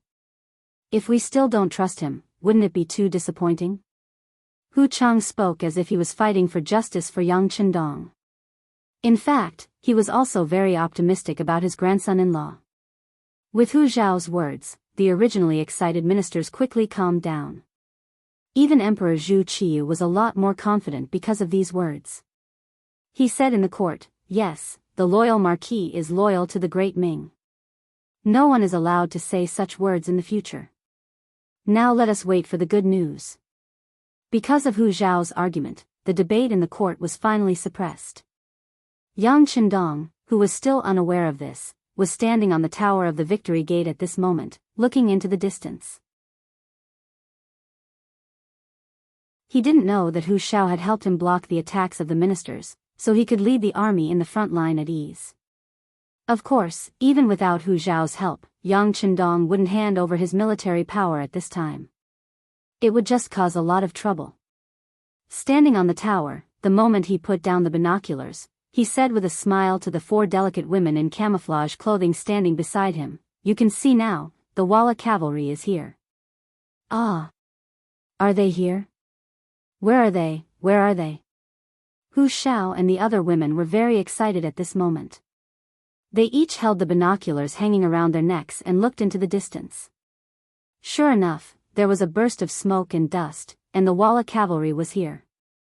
With the competition king as the leader and Xi Ning as the guide, the 10,000 Walla cavalry were rapidly heading toward the capital of the Great Ming dynasty.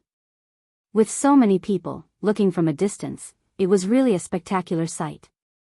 Seeing that they were less than 15 li away from the capital, the fast horse scouts in the front line rushed back and reported that the Victory Gate in the capital was wide open.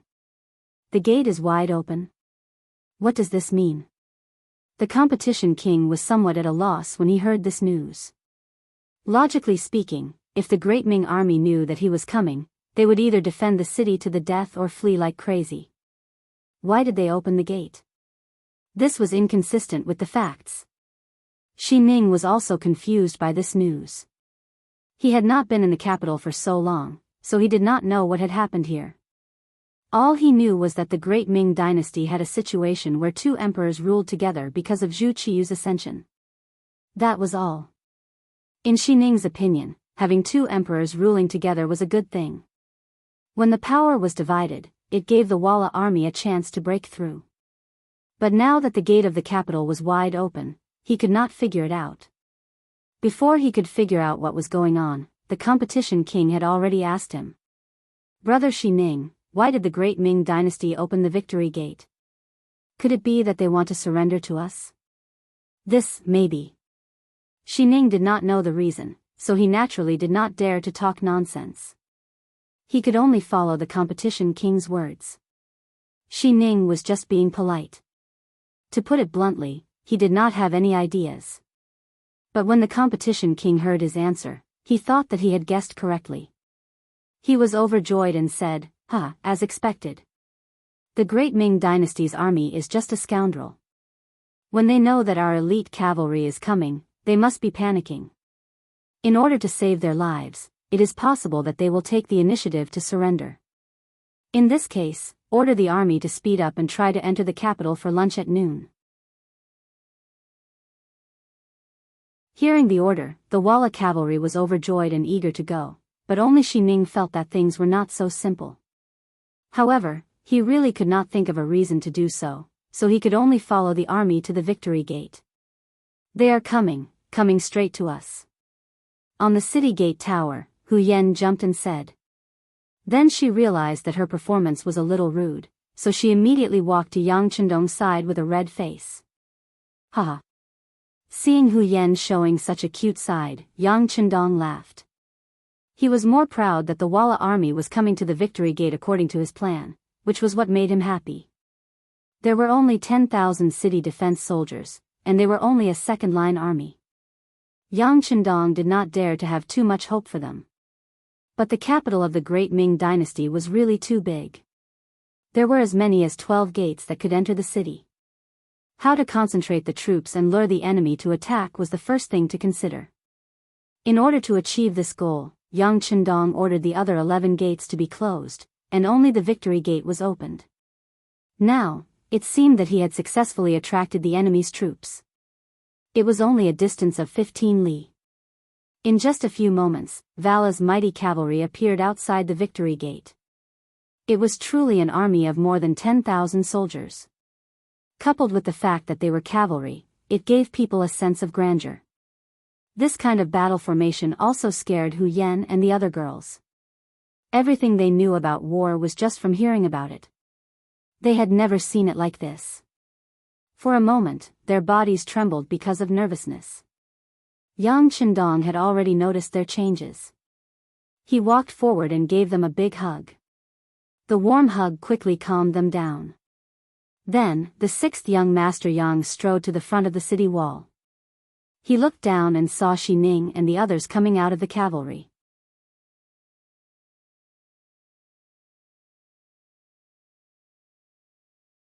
Chapter 198. It was originally Shi Ning's idea to take the initiative to come out. In his eyes, the Great Ming Dynasty was already finished. They would only have a bright future if they followed Walla. What he needed to do now was to perform well before everything was set in stone and gain more capital so that he could gain more benefits in the future. That was what he needed to do now. Therefore, when the army was 300 steps away from the gate, he took the initiative to ask to be the vanguard and talk to the Great Ming Empire's garrison to see if they could enter the city without shedding any blood. For Shi Ning's request, the king of competition naturally agreed. When the two armies met, there was already danger. If someone wanted to take the initiative to volunteer, how could he not agree? Therefore, Shi Ning came to the victory gate with 2 Walla cavalry soldiers who were protecting him. Shi Ning, who was riding his horse, looked arrogant, but in fact, he was very careful. This could be seen from the fact that he stopped when he was 180 steps away from the gate. He still cherished his life. At that time, the most advanced long-range weapons were firearms and strong bows. However, the effective range of a strong bow was generally about 160 steps. It would lose its original power if it was further away. As for firearms, although they could shoot that far away, they would definitely lose their accuracy. It could be said that 180 steps was a safe distance. Which general is on the gate tower? Can you come out and meet me? I am the vanguard of the Walla army, Shi Ning.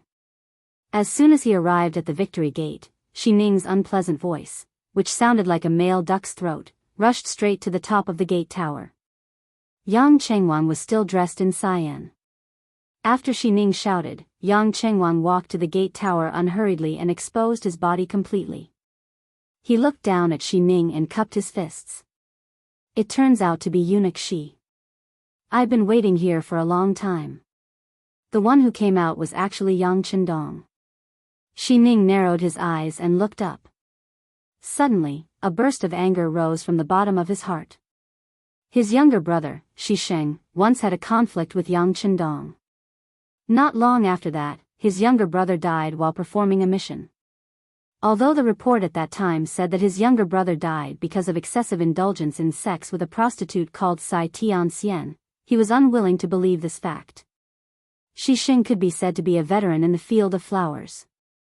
How could he make such a low-level mistake? His instincts told him that there was something fishy about this matter, and it was very likely that he had been harmed by his enemies. However, because her younger brother and she had offended too many people, it was not easy to find a target. However, he still secretly investigated. Before the results were out, Ingzong, Zhu Qizhen, had already sent him to the battlefield, which led to the current situation. Back then, Yang Chendong was one of the people he suspected. Now that he suddenly saw this person reveal himself, how could he remain calm? At that moment, he coldly snorted and said, "I really can't believe it. Is there no one else in the great Ming dynasty? How could they let a brat greet the Walla's army?" Xi Ning's words clearly implied something, and also expressed her strong dissatisfaction with Yang Chendong.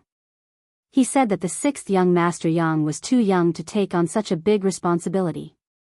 As soon as these words came out, Tiger's Mane and the others, as well as Hu Yan and the other girls, were immediately dissatisfied. As the person involved, Yang Chendong was not angry at this time. On the contrary, he said with a smile, "Duke Shi, you flatter me. As the saying goes, the kind of person you are dealing with depends on the kind of person you are dealing with. Just like the Walla who doesn't know what's good for him and doesn't know how to repay kindness, the great Ming dynasty can send the young marquis to deal with him." Hu Yan and the other women covered their mouths and chuckled at his counterattack. First, Xi Ning looked down on Yang Chendong, and then she was ridiculed.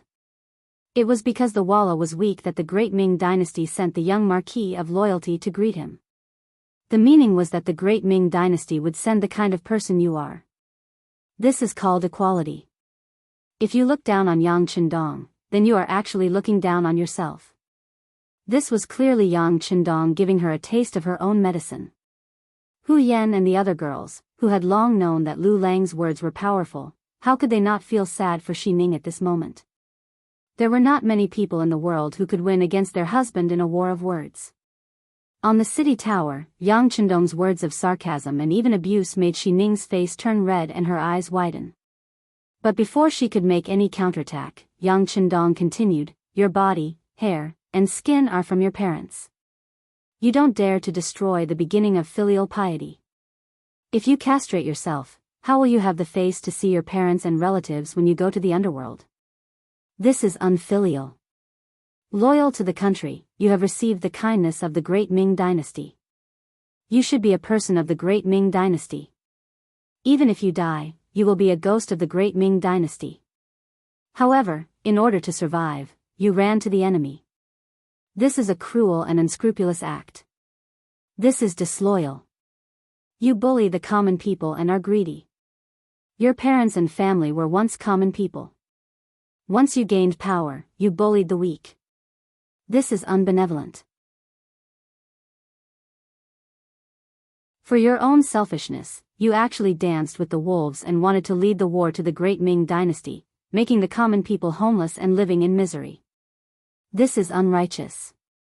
You are disloyal, unfilial, heartless, and unrighteous people. I don't know how you have the face to live in this world." After a series of hearty and incessant curses, Xi Ning's face became more and more unsightly. She felt as if the blood in her body seemed to be churning endlessly, and in the next moment, she would spit it out. Xi Ning's performance was seen by Yang Chendong, but he did not have the slightest intention of stopping. Instead, he raised his voice by a few decibels and continued to shout, "You are a thief. Heaven and earth are witnesses. You are the leader of the thieves." After shouting, Yang Chendong suddenly pointed at Xi Ning with his right hand and said, "If the heavens have eyes, this child should die immediately. He can no longer cause trouble in the world." Pooh! A bullet flew out, following Yang Chendong's finger, and landed right where Xi Ning's heart was. Xi Ning, who was originally angry, only felt a pain in his chest, and then he lost all feeling. With a plop, he fell from the horse to the ground. Everything happened too fast. When the sniper rifle with a silencer was fired, coupled with Yang Chendong's shout, it did not attract the slightest bit of attention from others. What everyone saw was the scene of Xi Ning falling from the horse and hitting the ground after Yang Chendong asked the heavens. Xi Ning was dead. His body was lying on the ground. It gave people the feeling that even if he died, he could not wash away the sins he had committed. Therefore, he could not face others. Jia! The two Walla cavalry soldiers who were originally standing beside Xi Ning saw that the person they were protecting was actually cursed to death. They were shocked and immediately turned their horses back. "You are aiding the evildoer. How can the heavens forgive you so easily? Let's die together." Seeing that the fat sheep in his hands was about to escape, Yang Chendong's eyes flashed with a sneer. Then, he pointed at the two Walla cavalry soldiers who were rushing back. Immediately, the two figures fell from the horse and rolled on the ground twice. After that, there was no sign of life. With 3 finger strikes, 3 people died in succession. This shocking scene shocked everyone. At this time, whether it was the Great Ming soldiers on the city tower or the Walla cavalry soldiers below the city, they all looked up at the sky. They seemed to be looking for the place where the gods were. The gods have shown themselves. After the Walla cavalry 3 steps away from the city wall couldn't find the reason, there was a commotion. Many of the cavalry had already reached out and tightened the ropes of their horses. It seemed that they would retreat at any time. "Don't panic, don't panic." The leader of the cavalry was also surprised, but as the vanguard general, he couldn't retreat like this. Otherwise, not only would he be punished by the military law, he was afraid that he would be ridiculed by the other generals when he returned. Under the loud roar, the Walla cavalry gradually calmed down. In order to stabilize the morale of the troops, the leader stretched out his waist and pulled out the scimitar. It seemed that he was ready to attack. "What? Don't you know how to retreat? If that's the case, then stay here." Yang Chendong, who was standing on the city tower, narrowed his eyes. He couldn't let the Walla cavalry charge. Otherwise, it was inevitable that there would be casualties in the chaos. He had to fight this battle beautifully. He couldn't afford any losses. Therefore, when he saw that the leader was about to pull out his scimitar, Yang Chendong pointed his right hand in the air. The leader, who had just raised his scimitar, twisted his body on the horse and fell to his death. Not good, the general fell off his horse. The leader was already shot in the forehead and couldn't be saved. A few of his soldiers wanted to get down from their horses to see what happened. On the city tower, Yang Chendong pointed his finger again. The 5 Walla cavalrymen who had just dismounted fell to the ground one by one and died. "Ah! It's really a god. Run!" Under the continuous deaths, the Walla cavalry was agitated by the scene in front of them. They were surrounded by a deep sense of fear. It was as if they were afraid that they would be the next one to be pointed at. The cavalrymen in the front row all turned their horses around. The Walla cavalry suddenly became chaotic. With the death of the leader, there was no commanding general and no unified military order. The consequences of this chaos were very serious. Yang Chendong, who was on the victory pavilion, had already predicted this moment. Seeing that the opportunity was here, he decisively said to Sun Tong, "Quick, order General Yang Guang to go out of the city and kill the enemy." Sun Tong was also stunned by Yang Chendong's continuous pointing. At this moment, he also had a feeling that it was a god. He was so shocked that he would do whatever Yang Chendong said. He immediately agreed and went to pass on the order. Yang Guang, who was under the victory pavilion, saw the situation outside clearly through the hole in the city wall. He was so shocked that he forgot to chase after the enemy. It wasn't until Sun Tong ran to his side and loudly said that the loyal marquis had ordered to go out of the city and kill the enemy that he recovered. "All cavalrymen, listen to my order. Go out of the city and kill the enemy. Go out of the city and kill the enemy." Many of the soldiers saw Yang Chendong's godlike appearance and their morale was greatly shaken. One by one, they waved their scimitars and rushed out of the city gate.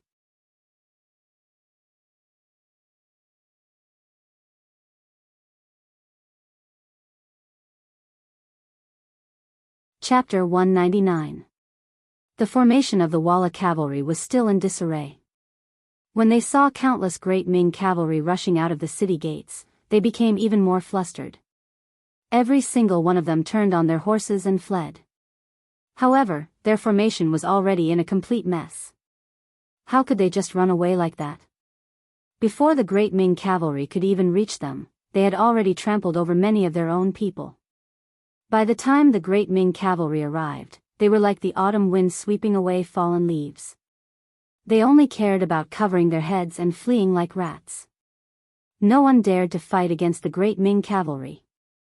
This was a one-sided battle. With the death of their general and the loss of their morale, the Walla cavalry was completely routed.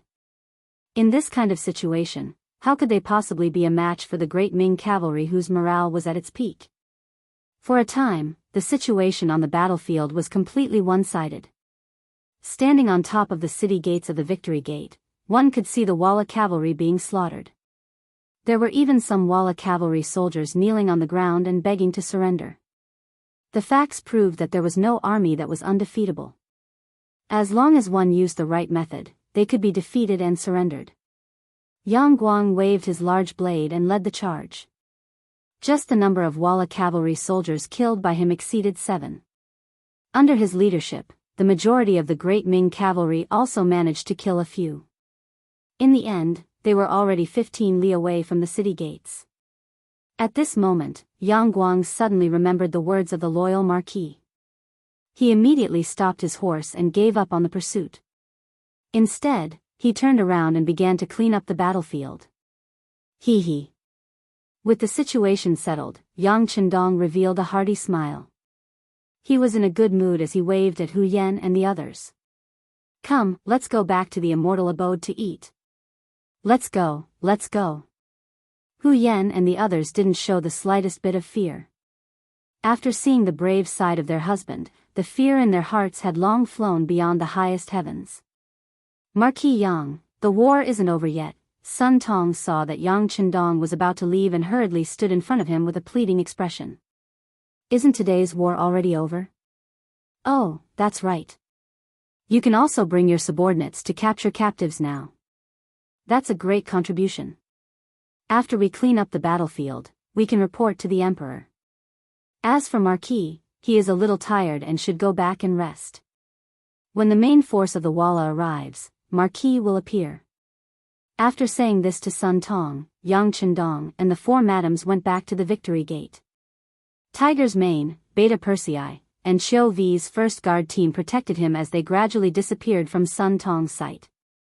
Seeing Yang Chendong leave in such a carefree manner, Sun Tong felt a little regretful.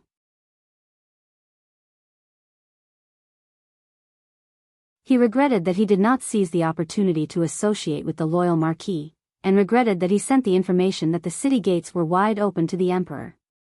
Since the deed had already been done, he could only think of a way to make up for it in the future. As for now, of course, he had to lead the troops to capture the captives. Just as Yang Chendong had said, this was a great contribution. Normally, they wouldn't even encounter it, so how could they let it go now that they had encountered it? Sun Tong rushed down the tower with more than 4,000 people and rushed to the front of the Walla cavalry who were kneeling on the ground. The officers and soldiers of the 5 cities' warden's office, who originally only bullied the civilians, were now standing upright, as if they had changed into another person. After an hour, the battlefield was cleaned up, and the battle report was also summarized. In one battle, more than 2,000 enemies were killed and more than 5,000 were captured. Yang Chendong's debut finally ended with a great victory. Because Sun Tong was focused on snatching military merits, the throne room did not receive the news immediately. Zhu Qiyu and the ministers were together, waiting for the battle report with a nervous expression. From time to time, the ministers would prick up their ears to listen to the movements outside. However, everything was as usual, and they did not hear any sounds of fighting coming from the city. Since there was no movement, it was good news. The emperor and the officials waited patiently until a eunuch came to report that Deputy Chief Commander Yang Guang and Commander Sun Tong were waiting outside the hall. Zhu Qiyu hurriedly said, "Quickly invite them in." He even used the word invite. It could be seen that at this moment, Zhu Qiyu was very concerned about the development of the battle, so much so that he did not even care about losing decorum. Yang Guang and Sun Tong, who were wearing heavy armor, strode into the throne room. When they were 20 steps away from the emperor, they took the initiative to stop. Then, they half knelt on the ground and said in unison, "Great victory, we have come to offer the captives. Although it was only two people's voices, under full confidence, their voices were extremely loud and clear. This voice was like a giant hammer that struck the hearts of the emperor and the ministers. Hua! The emperor and the ministers, who were originally motionless and staring at the two people, couldn't help but tense up and then relax. After hearing the two people's reports, they were silent for a few seconds, as if they were all digesting this great victory report. How many captives were captured? What was the result of the battle? The Minister of Personnel, Wang Ji, was worthy of being an old minister. His reaction was extremely fast. While the others were still in shock, he had already asked the key question. In this battle, more than 2,000 enemies were killed, more than 5,000 captives were captured, including Walla's vanguard general, Sai Bian Wang, vanguard Guan Xining, and others. 10,000 enemies came, but only 2,000 managed to escape. Yang Guang's voice was still loud. More than 5,000 enemy captives are now outside the imperial palace. Emperor and the ministers, please go and take a look. Sun Tong was not willing to give up and reported the merit. This was also what the two of them had discussed on the way here. Since the battle was fought together, of course, the merit could not be claimed by one person. In any case, the merit was big enough, so it was not a big deal to have one more person share the burden. In this battle, our army did not have any casualties. We killed the enemy like the autumn wind sweeping away the fallen leaves. This is all because the emperor is protected by the heavens. This official congratulates the emperor. This official congratulates the emperor. When Sun Tong's words of congratulation came out, the ministers reacted at this time. They collectively kneeled on the ground and shouted loudly and excitedly. In the past, such words were said by the civil officials. The military officials only needed to focus on the battle. Usually, wasn't the reason why they were raised to be used at critical times? As for the merit or not, forget it. Even if they were military officials, it was their responsibility to win the battle. Did you not see Duking Zhangfu's example? When there was a battle, there was limitless glory. When there was no battle, there was all kinds of suspicion and jealousy from the emperor. Even a random eunuch might dare to bully you. In the end, you ended up without a corpse. Sun Tong rushed to say this sentence, not because of a whim, but because he had thought about it along the way. Why was it that when he risked his life and had the merit, only those civil officials who were good at talking would get it? He was not convinced, so he took the initiative. Sure enough, taking the initiative to say congratulations to the emperor, Sun Tong attracted a lot of good feelings from Zhu Qiyu. Good, good, very good. General Yang and General Sun have worked hard. After defeating the Walla army, you will be rewarded according to your merits.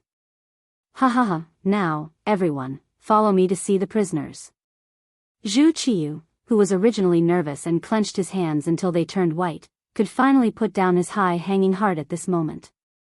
At this moment, he was also in a good mood. Laughing loudly, he led the ministers straight to the square outside the imperial palace. On the square, there was a black mass of Walla cavalry in strange clothes kneeling on the ground. They all had their heads lowered, their faces dispirited. Some of them were even trembling slightly to show that their hearts were not calm at this moment, and were even a little scared. It was no wonder that they were so nervous. Previously, when Yang Chendong stretched out his finger at the victory gate, one by one, the Walla cavalry fell to the ground and died. Even their general, the king, died because of this. That scene shocked them so much that they still felt scared when they thought about it. The Walla, who had no culture, were very superstitious. They agreed very much with the saying that the gods had appeared. Since even the gods wanted to help the great Ming Empire, how could they fight this war? Surrendering and atoning for their sins might be able to exchange for the forgiveness of the gods. More than 5,000 Walla cavalrymen knelt on the ground obediently. Although their hands were tied, with their current mentality, even if they weren't tied up, not many of them would have the guts to resist. When Zhu Qiyu came here with the ministers, he saw this scene in front of him. Looking at the kneeling Walla cavalry, he couldn't see the end of it. The square, which originally looked very wide, was now very crowded. The great Ming Empire's soldiers and the Walla-surrendered soldiers were all over the ground. At this moment, no one doubted Yang Guang and Sun Tong's battle report. They thought that the war should be won, but the result would not be so good. The two generals were exaggerating in order to get military merits. But now it seemed that they were not exaggerating at all. Involuntarily, when the ministers looked at Yang Guang and Sun Tong, their eyes were full of jealousy. People were like this. When in danger, they often thought that it was enough to save their lives, and other worldly possessions could be ignored. But when it was really safe, the thoughts in their hearts would become more and more greedy. This was just a victory, and the Walla's main force had not suffered much damage, but some ministers were thinking about how to get benefits from it. It could be seen that a man who was not content was like a snake trying to swallow an elephant. It was not as simple as saying, "Congratulations, Your Majesty. This is caused by Your Majesty's heavenly power. This is enough to prove that Your Majesty is the true Son of Heaven."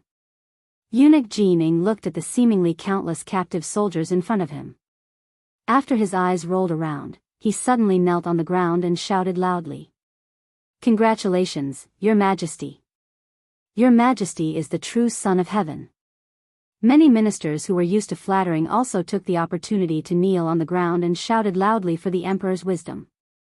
The shouts of the ministers made Zhu Qiyu feel like he was floating.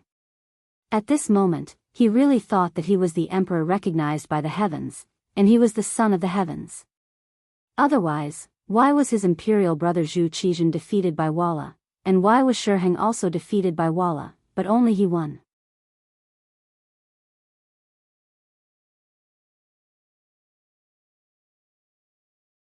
Chapter 200. Ha, ha ha ha, all of this is due to the assistance of all the officials. Zhu Qiyu happily distributed the credit to the other officials. For a moment, it attracted endless sounds of gratitude from the officials. However, not all of the officials were shouting that the emperor was the true Son of Heaven. For example, the Minister of Rights, Hu Shao, had always maintained a clear mind. As an old official of several dynasties, he was very clear that the emperor was only the head of the dragons. Otherwise, the court would not be able to be unified and clear. As for who would be the head, it all depended on luck and identity. Just like when Zhu Qizhen was the emperor, didn't these officials also shout that the emperor was wise and that the emperor was the true Son of Heaven? But in reality, after losing the battle, everyone instantly shut their mouths. Now, they began to praise Zhu Qiyu again. It was really unknown how thick the skin of these people was. However, in the court, there were some things that had to be done. If you were too independent, you would only be isolated by the other officials. In that case, it would really be difficult to do anything. However, even if they wanted to flatter, shouldn't they do it more gently? Zhu Qiyu had been nervously waiting in the imperial palace. What did the victory of this battle have to do with him? He was somewhat displeased, or perhaps it was because of the unfairness of his grandson-in-law. When everyone was shouting that the emperor was wise and long live the emperor, Hu Shao suddenly said, "Generals, where is the Marquis of Loyalty and Courage? Why is he not here? Did he leave the city to chase the enemy or was he injured in the battle?" Finally, someone mentioned Yang Qindong. The originally noisy scene instantly quieted down. Hu Zhao's words were like a bright slap to the face, causing many of the officials' faces to turn red. The true hero of this battle should be Yang Qindong, without a doubt. However, so much time had passed, yet no one thought of him. This was truly a bit too much. When these words came out, Zhu Qiyu's face also turned red. He clearly knew that his performance just now was a bit too much. If it wasn't for Yang Qindong, it would have been difficult to achieve such a great victory. After he knew of the great victory, he didn't think of the person with the greatest merit and instead received the congratulations of the officials. This was truly a bit too much. Fortunately, Hu Shao gave a timely reminder. He also asked, "That's right, why is the Marquis of Loyalty and Courage not here? Why don't we see him?" Zhu Qiyu pretended to be anxious for the officials to see. This immediately attracted many of the officials' nods. They all seemed to be praising the emperor's actions towards the meritorious officials, but in reality, only they knew what was going on. Yang Guang and Sun Chendong, the Marquis of Loyalty and Courage. After all, without this person, there wouldn't be today's victory, and they wouldn't have had the chance to be in the limelight. However, it seemed to be a little late for the emperor to ask about it now. No matter how, the emperor of loyalty, Zhu Guang.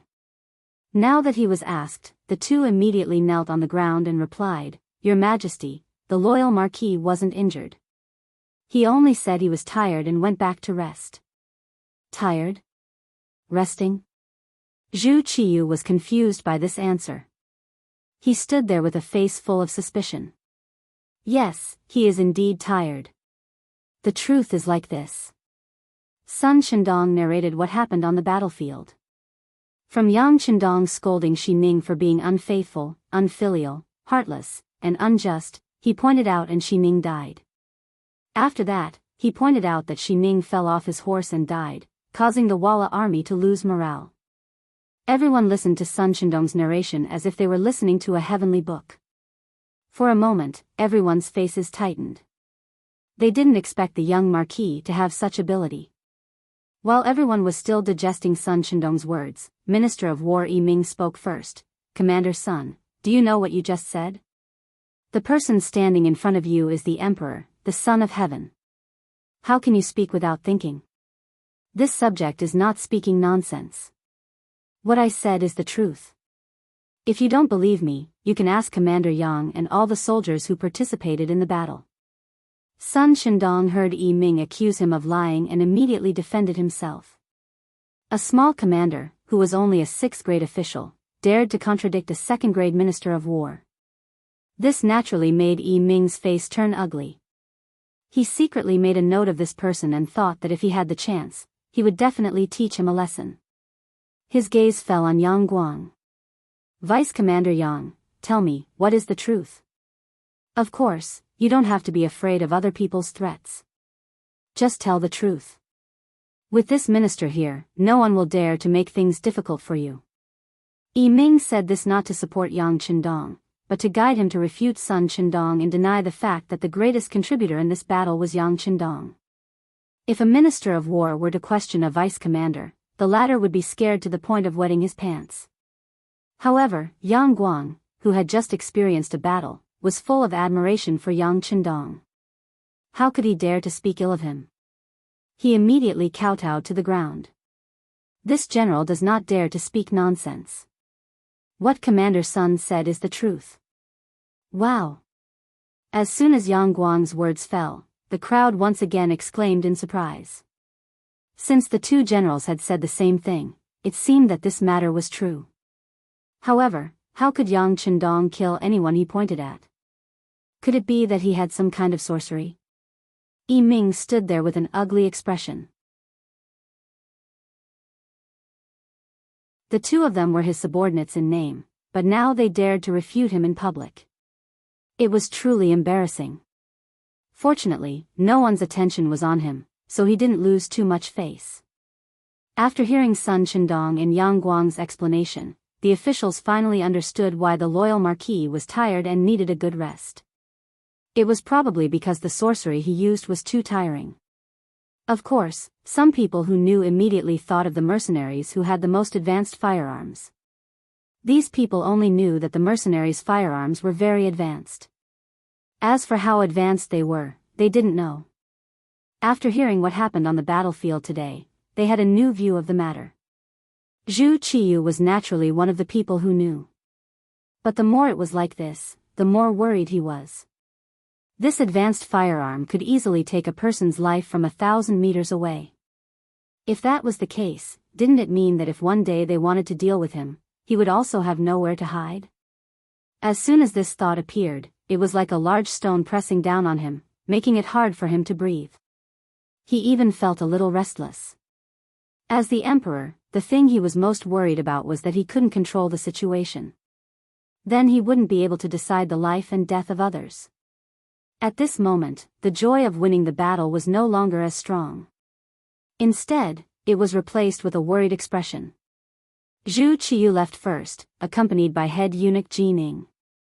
Without the emperor, the officials also lost the mood to celebrate. One by one, they turned and returned to their own residences. With today's victory, they could finally go back and have a good night's sleep. In the imperial palace, Zhu Qiyu walked in front with a heavy heart. Behind him, Jining followed step by step. It wasn't until they entered the rear courtyard of the imperial palace and there was no one around that he quickened his pace.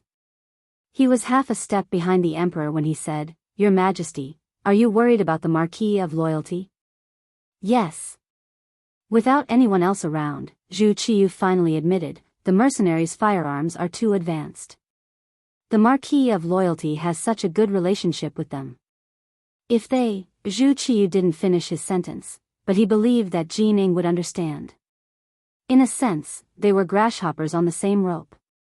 Only when his throne was secure could Jining bask in his glory and hold power. How could Jining not understand this logic? With Zhu Qiyu around, he was the eunuch Jin that everyone admired. Without this emperor, he would probably die without a burial ground. Since the emperor had worries and hidden dangers, he had to think of a way to deal with them. This subject understands. How about this? I will immediately make a trip to the immortal abode and have a chat with the Marquis of Loyalty. At the same time, I will see if there is an opportunity to get in touch with the general of the mercenaries and reach some kind of agreement with them. Jining reported his thoughts to the emperor. Good. Let's work on both sides. In any case, there must be a result. We will not allow anyone who threatens our safety to exist. Zhu Qiyu nodded lightly, his voice carrying a hint of dignity. Immortal Abode. When Yang Qindong returned, he had gained a new title, War God. This was probably what it meant to become a god in a single battle. With just a few pointers, he had created his own legend. According to reliable investigations, not a single member of the Great Ming Dynasty's army had died in this battle. Only a dozen or so people had been injured in the pursuit because they had been too excited. The achievement of repelling 10,000 enemies with 0 casualties was worthy of this title. This was the benefit of having a weapon that transcended time. It wasn't that the Walla was useless, but rather that the Ghost Shadow Sniper Squad's marksmanship was too miraculous.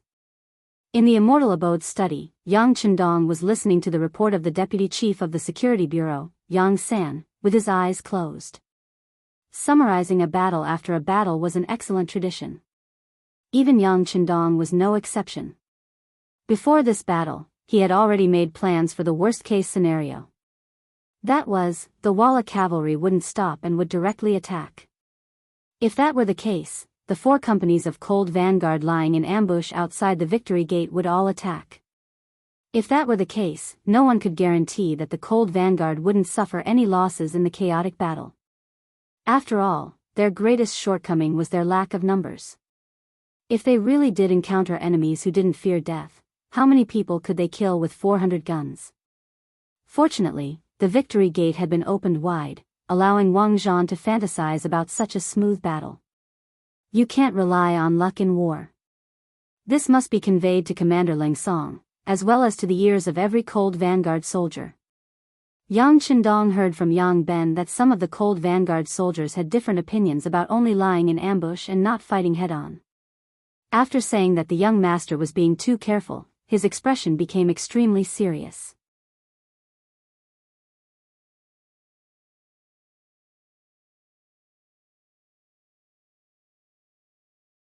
Chapter 201. Yang Qindong didn't blame them for having such thoughts and complaints. After all, they wielded the most advanced weapons in the world and had undergone the strictest training. However, they couldn't afford to be arrogant. Otherwise, they would suffer a setback sooner or later. Since Ling Feng had the intention to underestimate the enemy, they had to correct the situation. Seeing how serious Yang Qindong was, Yang Sen hurriedly took out a notebook and wrote everything down. He couldn't help but nod his head. This subordinate will immediately go to the courtyard to let everyone know about this and let them know that young master cares about them. At the same time, inform them that the Wallace vanguard has been defeated, but Yes Hen won't let it go so easily. There will be at least one more battle. Tell them to be prepared. Yang Qindong nodded his head in satisfaction. Then, he thought of the matter in the imperial court and asked, right, after this battle, what are the thoughts of His Majesty and the officials? Has there been any controversy in the imperial court? Young master, this subordinate was just about to report this matter. I just received news from Lord Su Yozhen that not long after you gave the order to open the city gates, the imperial court learned of this matter. After our investigation, we found that it was probably Commander Sun Tong who sent someone to report this news. Because of this, there are people who are slandering the young master, saying that you are colluding with the Walla. The new Minister of War, Yiming, is the main culprit. The Minister of Revenue, Jean Lien, and the Minister of Works, Shi Pu, have spoken up in support of this matter. It was only after Minister Hu Meng stepped in that these rumors were suppressed. Do you think we should do something in private? The situation in the capital isn't stable at the moment, so it's normal for a few people to be missing. Yang Sen reported while carefully looking at Yang Qindong. He had already made his intentions clear. Since there were people who wanted to deal with the young master, it would be better to strike first and get rid of him. No. Yang Qindong quickly shook his head upon hearing Yang San's thoughts. The Great Ming dynasty's problems don't completely originate from the imperial court. These people are just representatives of Confucianism. Even if all the ministers in the court are arrested, there will still be people who will be re-elected. This is simply a problem with the system. There is no end to killing people. Yang Qindong was very clear in his heart. Looking at the history of China, ever since the Han dynasty revered only Confucianism, the disciples of the Confucian sect were the privileged class, high and mighty. Over the years, they had become accustomed to it. They monopolized education and the officialdom. They were corrupt, conservative, and stubborn. However, they were so powerful that even the emperor had to give face to them. Often, they would support things that were beneficial to them and oppose things that were not. Yang Qindong's appearance was a threat to them. It was just that the fight had not reached the root of the problem yet, so it had not escalated to the extreme. This was also one of the important reasons why Yang Qindong only developed in the business world.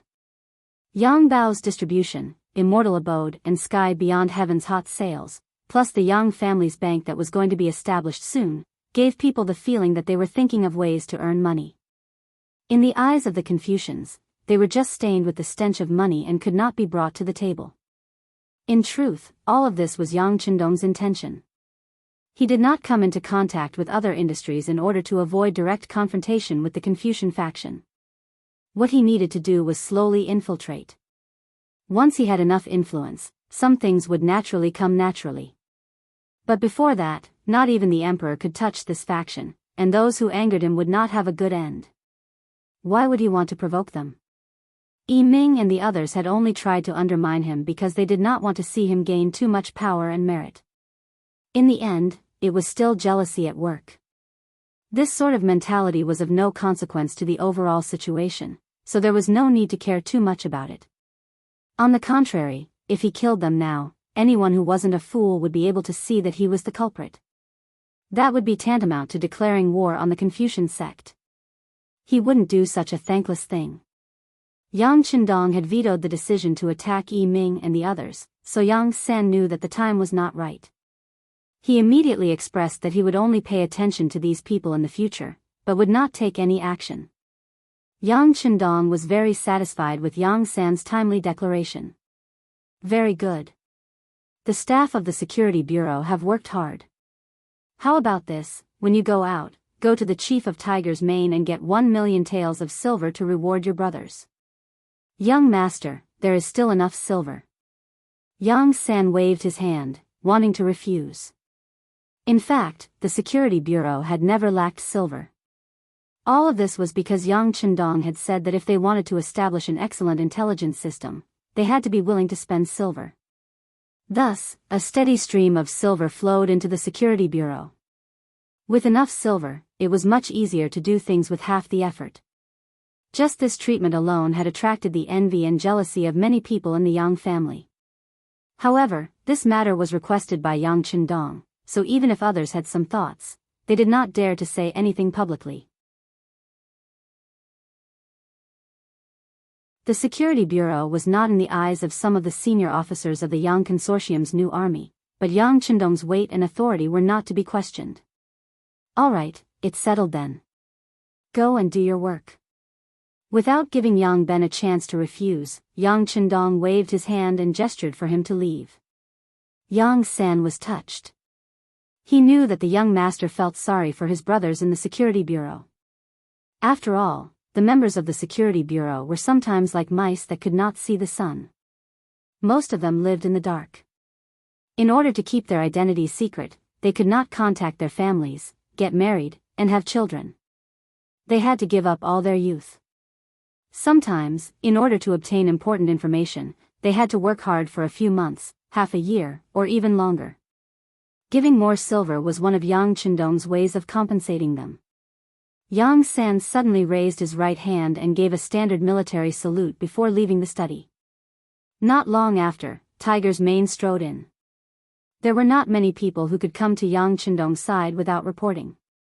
Other than Hu Yen and the other girls, only Tiger's Mane and Beta Persei had such qualifications. Young Master, Eunuch Jin Ing is here. He said he brought a new edict from His Majesty. As soon as Tiger's Mane entered the room and saw Yang Chendong leaning against the chair with his eyes closed, he said carefully. Yang Chendong, whose eyes were still closed, acted as if he did not hear Tiger's Mane's words. He asked, "Has the 1,000,000 taels of silver been sent to the Security Bureau?" "Yes, it's been sent. It's the remuneration that His Majesty gave to Ling Feng." "That's good. Arrange a side hall. I'll go see Jining." Yang Chendong slowly opened his eyes. After he got up and stretched, his eyes shone with a dazzling luster again. At this moment, Jining had come to see him. Even if he used his toes to think, he would know why. It seemed that Zhu Qiyu was not confident. Zhu Qiyu was indeed not confident. On one hand, he wanted to use the mercenaries to defeat Walla's great enemy. On the other hand, he was worried that the mercenaries would threaten his safety after their victory. To guard against people and to use people at the same time. Under such contradictory psychology, Jining had come. In the side hall, Yang Chendong and Jining met. After greeting each other, they sat down in their respective seats. Eunuch Jin first praised the loyal Marquis's performance today and even called him a military god. Both the embroidered uniform guards and the East faction guards had their own intelligence agencies. Because they had been established for a long time, their strength could not be underestimated. For example, the fact that Yang Chendong was called a military god could not be hidden from Jin Ying's eyes and ears. Eunuch Jin must be joking. "It's all thanks to His Majesty's good fortune," Yang Chendong said modestly with a smile. This battle was won by relying on the advanced firearms of the mercenaries. His Majesty is just someone who spent money. Jining chuckled, but as he spoke, he pointed out the crux of the problem. This eunuch was clear about everything. "You're just a military god who used advanced firearms. It can't be taken seriously. Moreover, even if the mercenaries were hired, the emperor would be the one paying for it. Your contribution would be even less." Yes, Eunuch Jin's words are very true. Yang Chendong's expression did not change. He did not even have the intention to deny it. For this matter, Zhu Qiyu had spent 10,000,000 taels of silver. Although half of it had been in the form of property, it was still wealth. The fact that Yang Chendong had so easily admitted it made Jining feel like he had punched cotton, and his complexion turned rather nasty. When he had come, he had already prepared himself for Yang Chendong to ask for a reward. He had even prepared the words of reprimand so that he could use this opportunity to suppress this marquis of loyalty and valor. But Wang Chendong had no intention of asking for a reward, so what could he do? He couldn't just go and reprimand a meritorious subject without a word. If he did that, he would be going too far. After all, the main force of the Walla had yet to arrive at the capital. If he got rid of the donkey after it had left the millstone and he couldn't deal with the mercenaries, wouldn't the capital be in danger? He could not bear such a heavy responsibility. Yang Chendong's low profile and modesty had ruined Jianying's plans. But Jianing had followed several emperors, so he was able to react quickly. He looked at Yang Chendong and said, "Marquis of Loyalty and Valor, His Majesty is extremely satisfied with the performance of the mercenaries in this battle. He ordered this duke to reward the mercenaries no matter what. The imperial kitchen has prepared a lot of food for this occasion. Marquis Yang, why don't you tell them so that they can make things easier for you? At the very least, His Majesty should act as a host." Listening to Jianying's words, Wang Chendong knew that Jianing still wanted to go around him and get in touch with the mercenaries. Since this was the case and they had prepared delicious food, how could he not take advantage of this opportunity? If he could save on the immortal abode's food, why not? He smiled and said, "All right, since it's His Majesty's wish, this marquis will send someone to accompany Jin Gonggang to the mercenary camp's courtyard."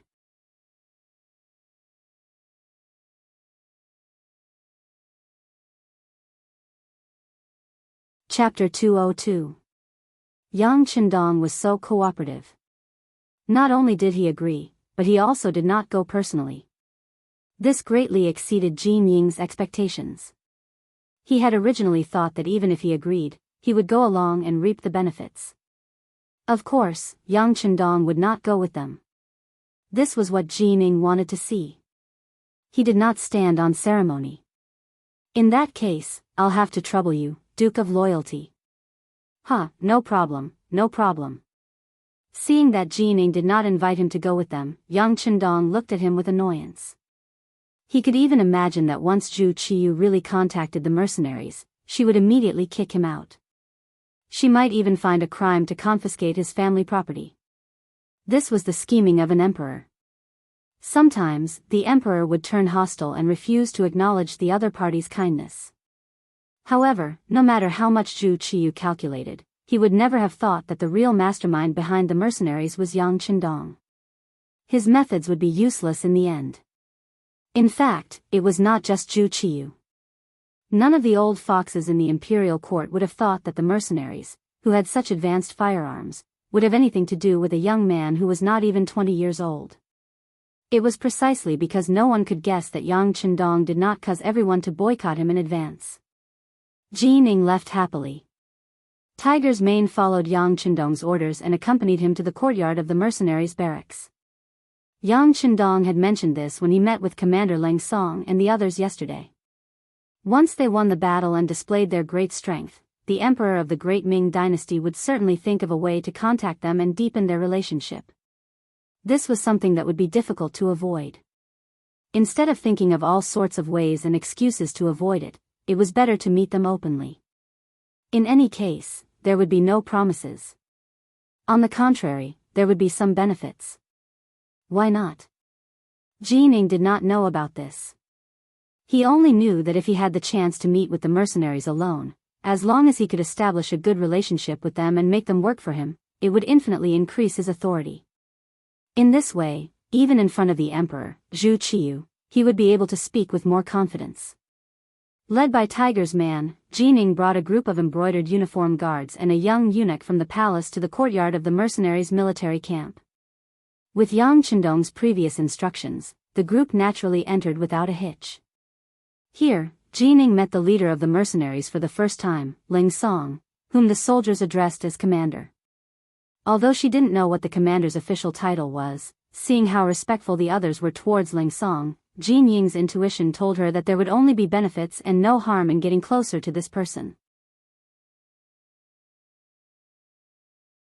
Immediately, his face bloomed like a flower as he quickly stepped forward and took the initiative to greet Leng Song. Aya, Commander Leng is indeed a man of striking appearance. You are young and promising. You truly make me envious. As soon as he arrived in front of Leng Song, he listened to everything that was good.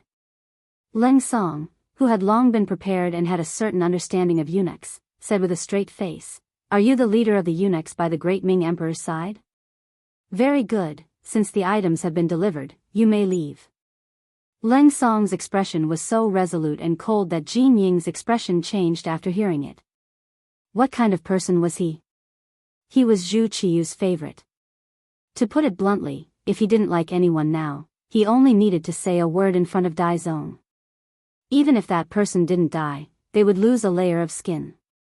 Other people couldn't wait to curry favor with him. Who would dare to speak to him in such a tone? However, Leng Song had done so, and yet he still didn't have the slightest bit of temper. He didn't dare to show Leng Song any displeasure, and he didn't even dare to say a single harsh word. This made Jin Ying's heart tighten. However, he was someone who was used to being a eunuch. He had suffered many grievances, so the speed at which he stabilized his state of mind was still very fast. After adjusting his state of mind, he looked at Leng Song and said with the same smile, "Commander Leng, I am here on behalf of the great Ming Emperor to thank you all. Sending these foods is merely a small token of our sincerity. My emperor's intention is for me to come and see if there is anything lacking here. If you have any requests, feel free to ask." Jin Ying appeared to be very heroic. As long as they could rope in mercenaries, they felt that paying a certain price was necessary and worth it. Jin Ying even had a bold idea, and that was to use mercenaries to deal with Zhu Qizhen's sect and complete the great matter of the great Ming dynasty's unification. Leng Song silently looked at Jin Ying. The sixth young master was truly a godly person. 2 days ago, he had already guessed that after winning the battle, Zhu Qizhen's sect would spend money to rope him in. Wasn't this happening now? Since such a good thing had been delivered to him, how could he not accept it? Leng Song, who had been very cold, suddenly smiled. In Jin Ying's eyes, this smile was like 100 flowers blooming. It actually made him feel as if his heart was bursting with joy. Eunuch Jin is too polite. Since this is the case, how much can the great Ming Emperor give us if we lack copper and iron? He actually made a request. Jin Ying was overjoyed. He knew that this was very likely a way to strengthen the bond between him and the mercenaries. Not to mention copper and iron, as long as the great Ming dynasty had it, they probably wouldn't be stingy in the slightest.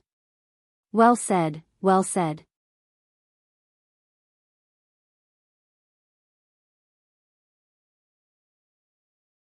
It was difficult to explain in a short amount of time. Jin Ying wanted to talk about the problem at hand, so Gu Qing continued, "Your Majesty, it's because of the advanced firearms that these mercenaries possess undefeatable battle prowess." From chatting with Commander Leng Song, this subject found out that it was because the loyal Marquis had unintentionally made a business deal with them that he gained their basic trust. For example, most of the goods sold in heavens beyond heaven were provided by the mercenaries. After Yang Chendong obtained them, he sold them at a high price to the merchants and commoners of the great Ming dynasty. Speaking of which, he's the blood-sucking one of the most corrupt officials. That's right. Although the loyal Marquis is young, his ambitions aren't small. This person isn't easy to get along with. If there's an opportunity in the future, we have to think of a way to get rid of him. Zhu Qiyu nodded in agreement. Ever since he ascended the throne, Yang Chendong had been demanding things from him. He didn't behave like a subject should. It was precisely because Yang Chendong protected his imperial brother, Zhu Qizhen, that the great Ming dynasty was suddenly split into 2 halves. Although he did contribute to the defense of the capital this time, how much money did he get from the great Ming dynasty's treasury and how much imperial property? A subject who profited from the country's war was truly infuriating and deserved to be killed. If it weren't for the fact that the defense of the capital was imminent, in a fit of anger, he might have already issued a decree to kill Yang Chendong. Seeing that the emperor was full of loathing for the loyal Marquis, Jin Ying felt a burst of joy in his heart. This was exactly what he wanted. Yang Chendong's wealth and influence were simply too tempting. If he could get rid of this person, the profits would definitely not be small. Most importantly, if he got rid of this person, he would be able to privately contact the mercenaries and become the link and bridge between them and the great Ming dynasty's commerce. At that time, would he still have to worry about a steady flow of money? Yes, Your Majesty is right. However, these are all trivial matters at the moment. How to maintain a close relationship with the mercenaries is the most important thing. This subject thinks like this. First, we need to get closer to each other so that they won't have any ideas about us. Second, we need to make them work for us. With their support and assistance, it won't be difficult to drive away Walla or defeating Zone. We can even buy a large number of advanced firearms from them. It won't be impossible for us to expand our territory and strengthen our Great Ming.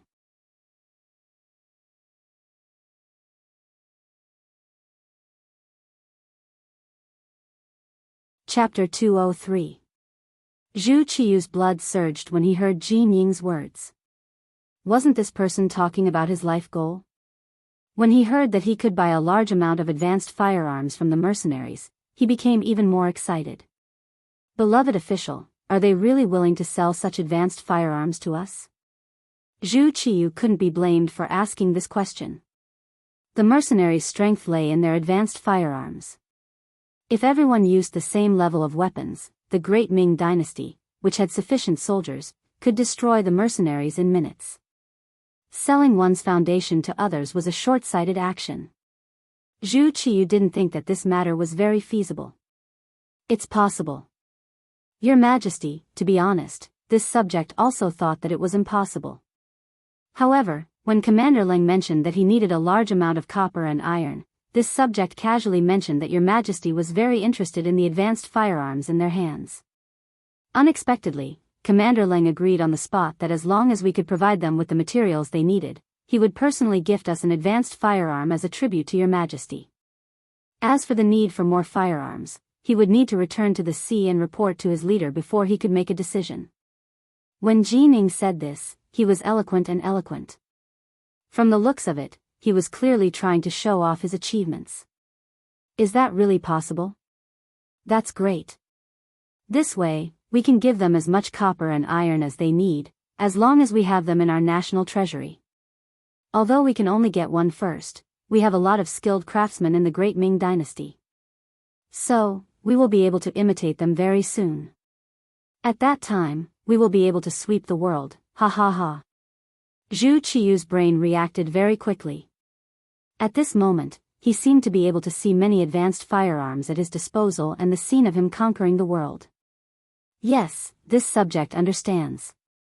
Seeing that Zhu Qiyu had agreed, Jining also sighed in relief. Previously, he had agreed to the other party's request for copper and iron without asking the emperor for permission. He was afraid that he would be blamed. Now, it seemed that he didn't need to worry. But then again, in order to obtain an advanced firearm and the friendship of the mercenaries, the price they had paid this time was too great. Just the copper and iron alone was promised to be 1,000,000 tons. This was already 3/5 of the amount in the Great Ming Dynasty's national treasury, and it had been accumulated since the time when they became ancestors. Looking at it this way, the capital they paid was too much. But when he thought about the friendship between the two countries and an advanced firearm, it seemed to be worth it. Immortal abode. The information from the Security Bureau was sent to Yang Chendong. Ha ha ha, very good, it's done.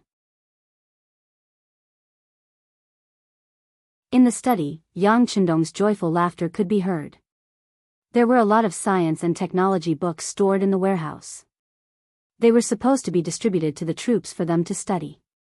Now, Yang Chendong took out a portion of it and gave it to the researchers in Crimson City.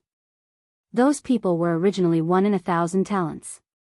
Now that they had the materials they could learn from, they could do things with half the effort. The development of the city was changing day by day.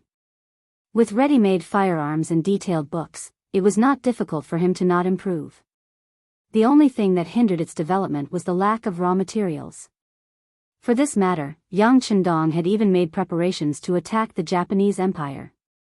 As everyone knew, the Japanese Empire was located in the middle of the ocean and was made up of several islands. Because of its special geographical location, they had a lot of gold and steel mines.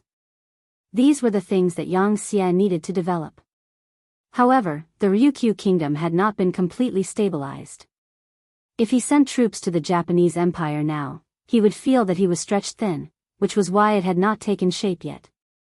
In the end, there was too little time, and the number of troops in Yang Xie's army was too small. Since he could not immediately attack the Japanese Empire, Yang Qindong had to reconsider where he could get more copper and iron for Crimson City's development. After thinking about it, his target was still the Great Ming Dynasty. He wondered if he could use Zhu Qiyu's eagerness to make a fuss. Leng Song did not disappoint. After negotiating with Ji Ning, he managed to get 1,000,000 tons of copper and iron.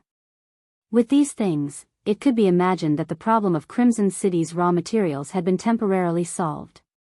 How could he not be happy? As for whether or not the Great Ming Dynasty would replicate the advanced firearms, Yang Qindong was not too worried. Even with a ready-made firearm, it would take a long time to replicate it. When that time came, who knew what the situation would be like? Who knew? Who knew? Without the corresponding books and guidance of others, who knew how long it would take to create a new firearm just by relying on a finished product? Who knew how many detours there would be? As for what could be done with this advanced firearm, without the corresponding bullets, it was just a decoration and could not threaten anyone. The important thing was that he had obtained 1,000,000 tons of copper and iron. Moreover, Zhu Qiyu had personally agreed to it. Even if it was shipped out of the capital to the sea, it would still be justified. Just as he was thinking about how Ji Ning had helped him greatly, more intelligence from the Security Bureau arrived. It was an intelligence report on the Walla's army. It had to be said that the Walla cavalry was truly an elite force. Not only did they charge quickly, they also fled quickly. It had not been long since the battle in the morning, but their deserters had already retreated 300 li and found the main force of the Walla's army. According to the intelligence report, the Walla's army only had 60,000 soldiers, but it was said to be 200,000. After reorganizing the vanguard that had escaped, they were rapidly marching toward the capital. Of the 50,000 soldiers, there were 40,000 cavalry and 10,000 infantry. It had to be said that the steppe truly was rich in healthy horses. In this aspect, the Great Ming Dynasty could not compare.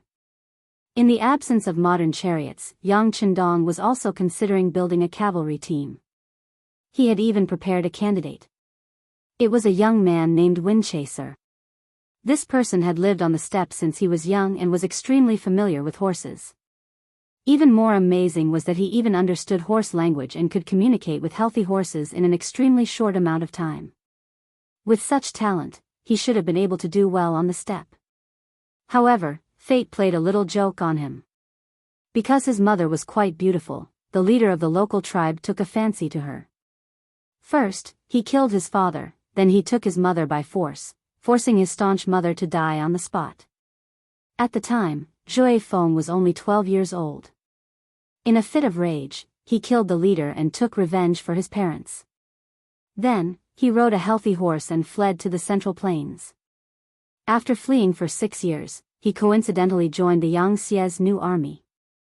A while ago, Zhui Feng had already passed the strict test of the Cold Front and was approved by the commander, Leng Song, to bring the 9 Cold Front members back to the steppe. He used his status as the squad leader to gather information and secretly accumulate strength. The matter of Zhui Feng only flashed through his mind. The main force of the Walla was already here. How to deal with them was the problem that Yang Qindong needed to consider. With the death of the vanguard army's journal king, he was afraid that they would not listen to his orders to set up a formation in front of the city and wait for his roll call. It was very likely that when the city gates opened, they would all rush into the city. If that was the case, it would be difficult to control the situation with just the 400 Cold Front members. Therefore, not letting the enemy enter the city was a prerequisite. Defending the city did not satisfy Yang Qindong. He needed to attack and not passively defend. The Great Ming Dynasty could not allow the Mongol tribes to bully them. If they could only defend when they were at their doorstep, this was definitely a disgrace. Take the initiative to attack and kill our way out. This thought quickly flashed through Yang Qindong's mind. He got up and went next door. There, Tiger's Mane and the others had already set up a reconstruction sand table based on the information from the Security Bureau. Striding in front of the sand table, Yang Qindong's gaze swept across the table. One plan after another was quickly formed or rejected. Gradually, the battle plan became more and more mature. Walla Army Camp. After attacking for an entire night, it could be said that the men and horses were tired. Most of the soldiers were resting in their tents. However, as the leader, Yeshen could not sleep. He was holding an impromptu meeting with his generals to consider the upcoming battle with the Great Ming Dynasty. Participating in the meeting was his other brother, Boramo, the general's grandfather, and other tall Mongol warriors with a valiant aura. Everyone, the news of the Journal King's defeat and death should be known to everyone. What do you think? As the de facto leader of Walla, Yeshen had a dignified aura. Compared to the Great Ming Dynasty, the people of Walla acted more rudely and directly. As soon as Yeshen finished speaking, the general's grandfather took the initiative to stand up and loudly said, "Leader, we have the world's fastest horses and superb riding and archery skills. We only need to rush into the Great Ming Dynasty's capital. With our warriors, who can stop us?" As for the periodical king being killed, I think he simply wanted to imitate the Han people and hold a meeting before the battle. This gave the other side the opportunity to be attacked by our unknown hidden weapons. It's nothing to worry about. The general's grandfather was a famous warrior in Walla. He was known for his extraordinary strength and superb archery skills. After many military achievements, he was favored by Yeshen. Naturally, when he spoke, there was no need to worry so much. Yes, we only need to kill with our army. At that time, no matter what the other side has, they will not be able to succeed. Facing Emperor Ingzong's 500,000 troops, we can win. Now, there are only 10,000 enemies. It is not enough to worry about. After the general's grandfather took the lead, the other generals also shouted loudly and expressed their opinions.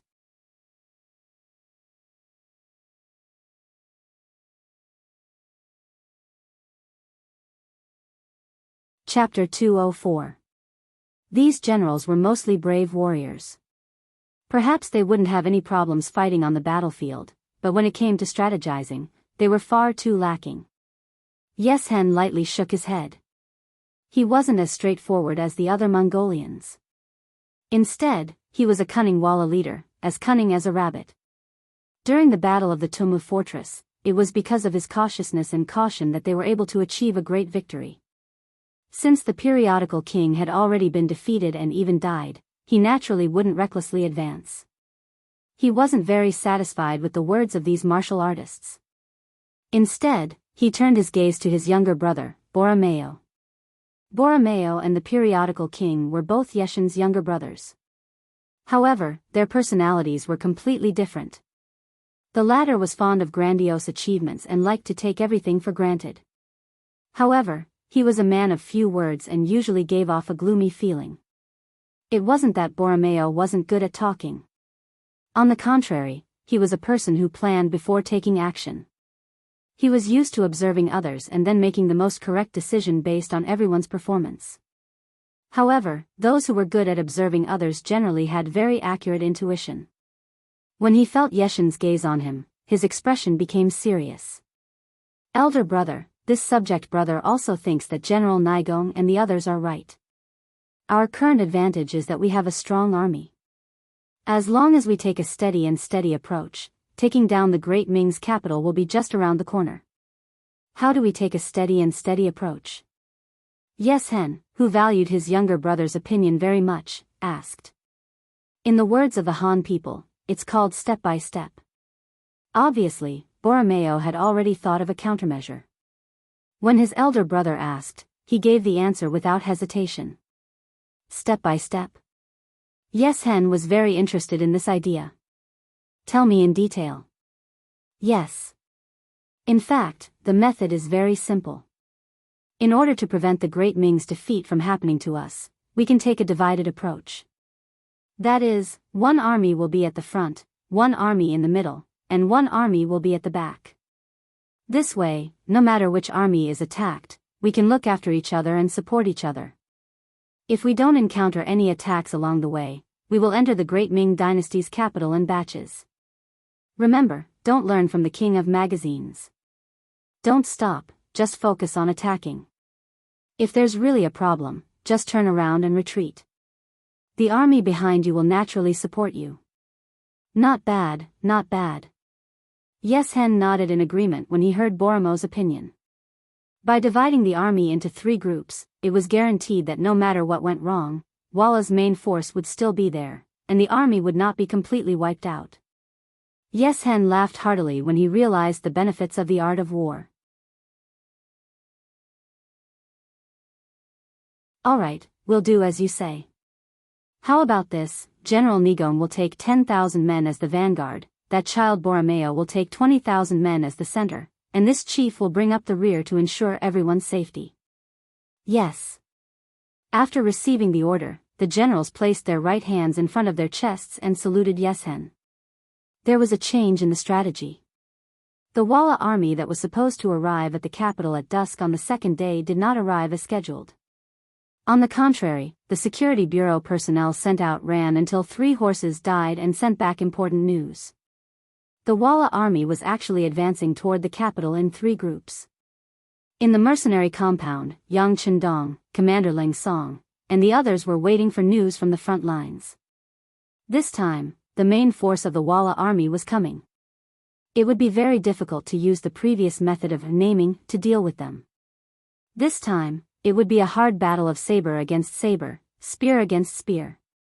Emperor Zhu Qiyu had already sent people to inquire about the situation more than once. Even eunuch Ji Ning had taken the initiative to come once. Because of Yang Chendong's presence, he left after a brief exchange of greetings. Leng Song had told him before that it was best not to let the loyalty marquis know about their deal. Otherwise, based on the fact that this person had an extremely good relationship with the leader of the mercenaries, it was very likely that he would interfere and ruin the plan. Of course, this was Yang Chendong's idea. Even his cooperation with Zhu Qiyu had to be as mysterious as possible. In his view, the more mysterious something was, the more people would believe it was real and would not be suspicious. As expected, Jining listened to Leng Song's words.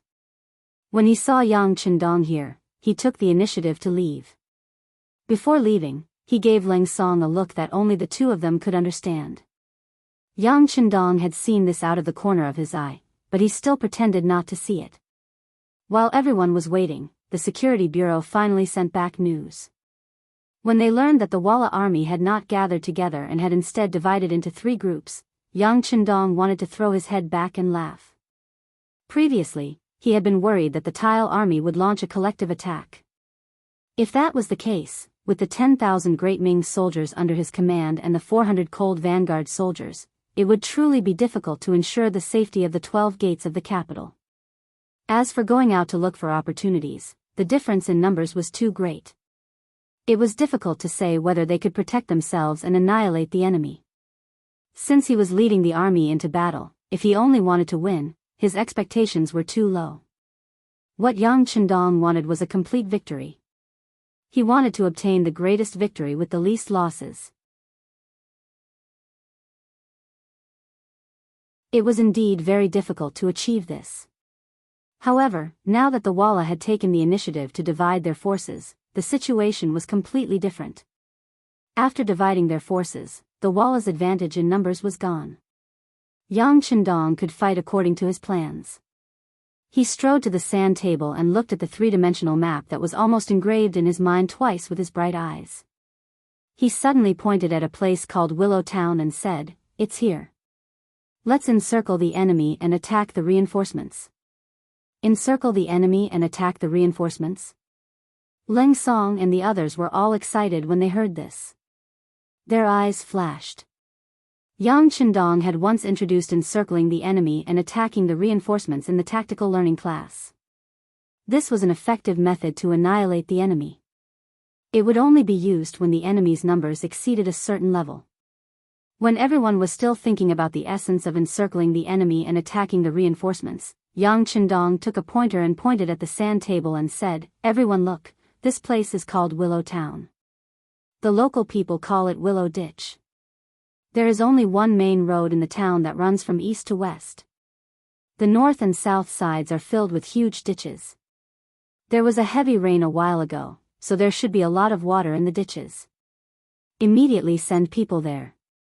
If the ditches in the north and south are filled, immediately inform the people there to evacuate. With a resolute voice, Yang Chendong gave the military order. At the same time, Tiger's Mane had already walked out of the meeting room and arranged for fast horses to investigate the situation in Willow Town. When the scouts come back with the specific information, we will hold a meeting overnight and then make preparations overnight. We have less than 24 hours to prepare. I hope everyone will be alert. Yang Chendong's gaze swept across Leng Song, Xiaofeng, Ting Shan, Wu Sheng, and the others. Yes. Everyone's bodies quickly tensed up and stood at attention. At the same time, their eyes lit up. Generals were never afraid of war.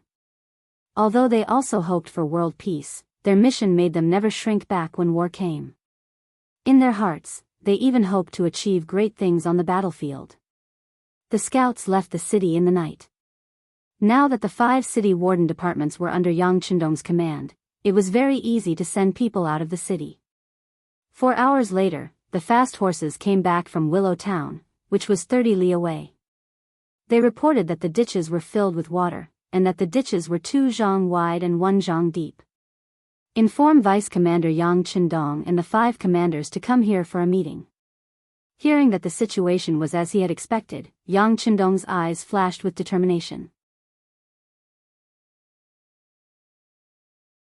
Not long after the order was given, Yang Guang's group of 6 arrived at the mercenaries' courtyard.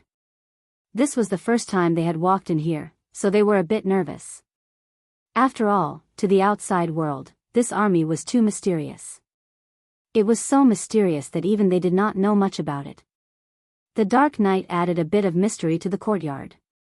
The 6 people followed the torches that led them to the meeting room, so they did not see their surroundings clearly. When they entered the brightly lit meeting room, the 6 people lost their ability to observe their surroundings. All of this was because Yang Chendong, dressed in green, was standing in front of them. Ever since the previous time when he completely defeated Walla's vanguard, Yang Chendong had the title of War God. He enjoyed a very high status and influence in the army. After this matter, Tao Jin, Yang Jia, Mao Fusho, and Gao Li all regretted it. They originally thought that with a war on the horizon, staying in the capital to maintain law and order was a very safe job. If the situation turned bad, they could immediately escape from the capital. But who would have thought that the defeated Great Ming army would be able to display such power in the hands of the loyal Marquis? This was great. They had defeated the enemy effortlessly and obtained military merits, but they didn't get any credit at all. Their hearts were extremely unbalanced, so they made up their minds that they would participate in the next war no matter what. When they saw Yang Chendong, a feeling of respect naturally flowed out from the bottom of their hearts. You're all here. Looking at Yang Guang's group of 6, Yang Chendong nodded slightly. His gaze then landed on Tao Jin's group of 4 as he asked, "Everyone, the battle is imminent. It's better if you each lead some men to guard the city and maintain law and order." No. When Tao Jin's group of 4 heard that they were going to be excluded again, how could they be willing? They immediately shook their heads like a rattle drum, and their faces instantly became very ugly. Oh. So you're saying that you want to participate in the war? Yang Chendong asked with a surprised expression. In fact, this result was already within his expectations. Since there were benefits, who would stand by and do nothing?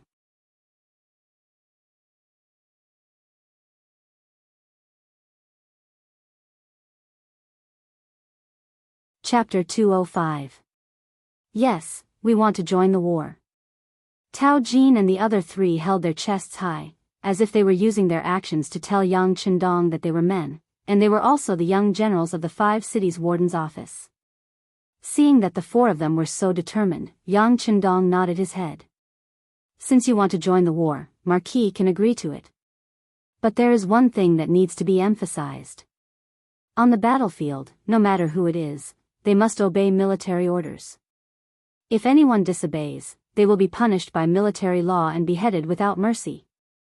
Yang Chendong spoke seriously, but Tao Jin and the other 4 were even more serious. They nodded their heads solemnly, indicating that they would listen to Yang Chendong's orders and arrangements. Since that is the case, come over, I will announce the battle plan. Yang Chendong turned around and walked towards the sand table. He held a pointer in his hand and pointed at the sand table as he spoke of the battle situation and issued orders. According to the scouts, Walla's army is divided into 3 groups and is heading towards the capital. The first group is a vanguard of 10,000 cavalry, led by General Walla's grandfather. Marquis has seriously studied this man. He is a man who is not afraid of death. His personality is straightforward and he kills without blinking an eye on the battlefield. But usually, this kind of person will not beat around the bush. If Marquis did not guess wrongly, he will definitely take the shortest route to the capital tomorrow. Then Willow Town will be his only route. Willow Town, there is only one road from east to west. There are more than 2,000 people and more than 500 families in the town. The south and north of the town are surrounded by 2 ditches that are 2 zhang wide and 1 zhang deep respectively. It can be said that once we enter the town, as long as we block both ends, there will be no other way out. And what we need to do is to block them here. Tingshan, Tao Jin, Gao Li, where are you? We are here. The 3 people who were called out stepped forward and came in front of Yang Chendong. Marquis ordered that Tao Jin and Gao Li each take 1,000 soldiers. Tingshan, take 100 men from your 3rd company and set up a defense at the exit of Willow Town.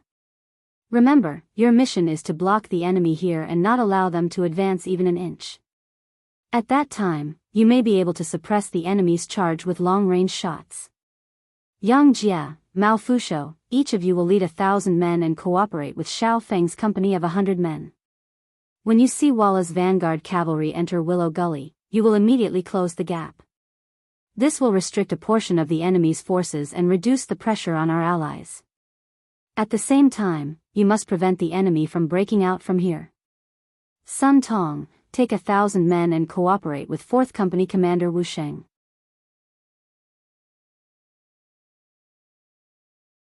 Wait for Walla's main force, which is that child Boromeo's troops, to send reinforcements to Naigong. No matter how fierce the attack is, you must not take a step back. When Xiao Feng, Yang Jia, and Mao Fusho stabilize the situation, they will come to support you. No need, we can handle it. Wu Sheng stepped forward confidently. He looked as if he could complete his mission and didn't need anyone's help. It's good to be confident, but don't feel too much pressure.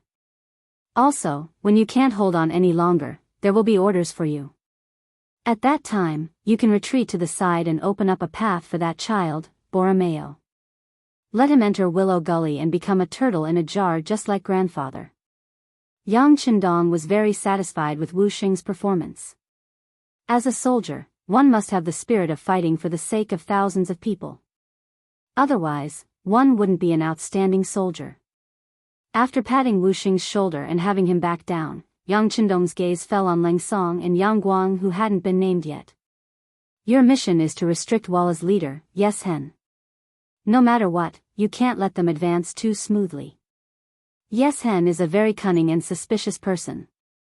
As long as he senses danger, he naturally won't recklessly advance.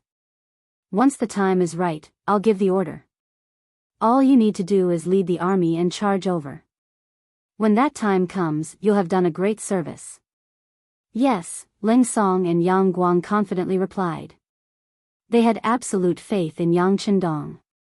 Since this was his order, it naturally couldn't be wrong. Okay, the order has been given. Is there anyone else who doesn't understand? If there isn't, immediately return to the armory and get a strong bow. Remember, other than cavalry, don't even think about engaging in close combat with the enemy. Just attack from afar. After assigning all the tasks, Yang Chendong calmly waved his hand. Although his blood was boiling at this moment, as a commander, he still needed to maintain his cool. This sort of performance would play a vital role in calming the soldiers. With this order, the army immediately began to get busy. What should have been a peaceful night in the capital was now bustling with activity. The army needed to prepare for battle and leave the city. Such an important matter had to be reported to the emperor and approved. Yang Chendong gave this task to Sun Tong. Marquis Yang, this general really didn't do it on purpose. When eunuch Jin sent someone to find me, I truly had no other choice. Sun Tong saw that Yang Chendong had given him this task and hurriedly tried to explain. He did not want to offend Yang Chendong because of this, as this would only bring him benefits. It's fine. Marquis knows of your difficulties and can understand. There's no need to think too much about it. Yang Chendong had a smile on his face, but it was just a formal smile. No one knew what he was thinking behind this smile.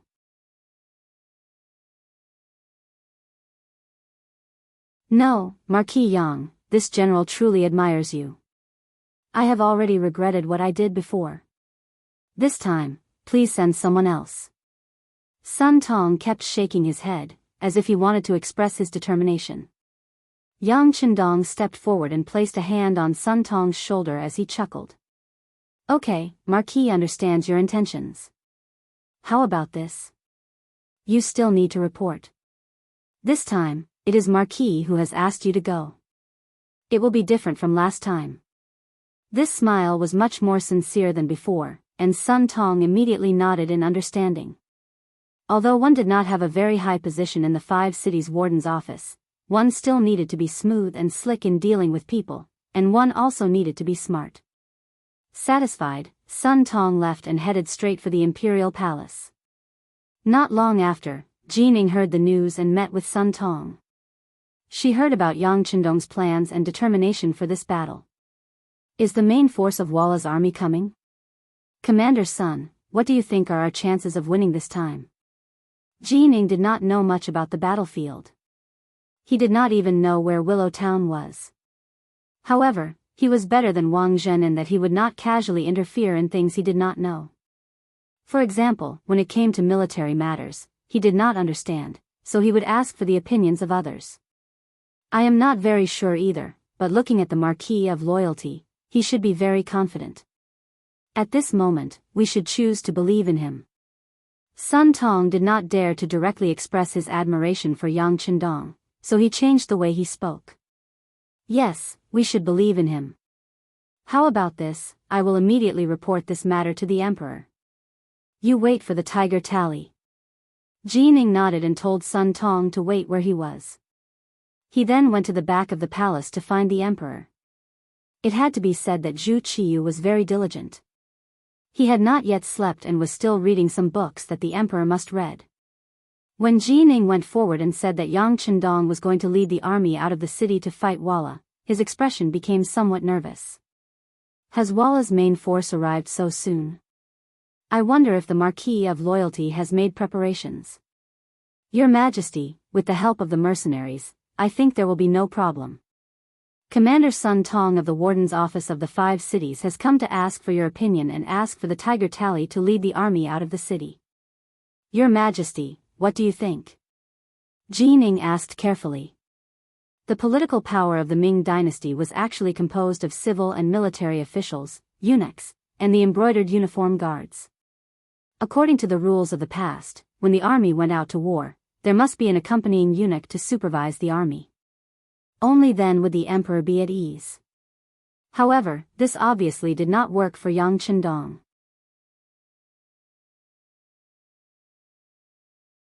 Last time, he had refused to accompany the emperor, and the emperor had also agreed. If they were to send an eunuch this time, would the other party think too much? However, if there were no eunuchs accompanying him, if he handed over the tiger tally so easily, the emperor would not even have the strength to fight back once he had other thoughts. What are you looking at? Since the Marquis of Loyalty is going to deal with Walla's army, just give him the tiger tally. Don't worry, Yang Chendong is the youngest son of Lord Yang Rong. He won't do anything to me. Zhu Qiyu clearly saw Jin Ying's worry. However, he had his own plans. In his opinion, Yang Chendong was a little unique in his way of doing things, but he should not have any thoughts about the throne. Otherwise, when he saved Yingzong, he could have held the emperor hostage and ordered his vassals. However, he did not do so. Now, he would not do something like rebelling. Since the emperor had said so, Jining could only nod and agree. However, for safety's sake, he still said, "Your Majesty, why don't I personally go and see how the Marquis of Loyalty is preparing? Is there anything I can help with?" "That's good. Then you can go." Zhu Qiyu thought that sending Jining was a form of attaching importance to him, so he nodded and agreed. Following Sun Tong, Jining arrived at the courtyard where the mercenaries were stationed. When he saw Ling Song here, he merely nodded as a greeting.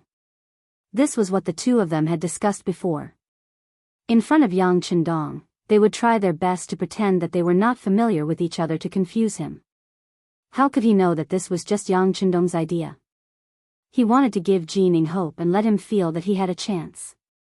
This way, the mercenaries and himself would be safe and they would be able to reap more benefits. Marquis of Loyalty, is the army going to fight Walla?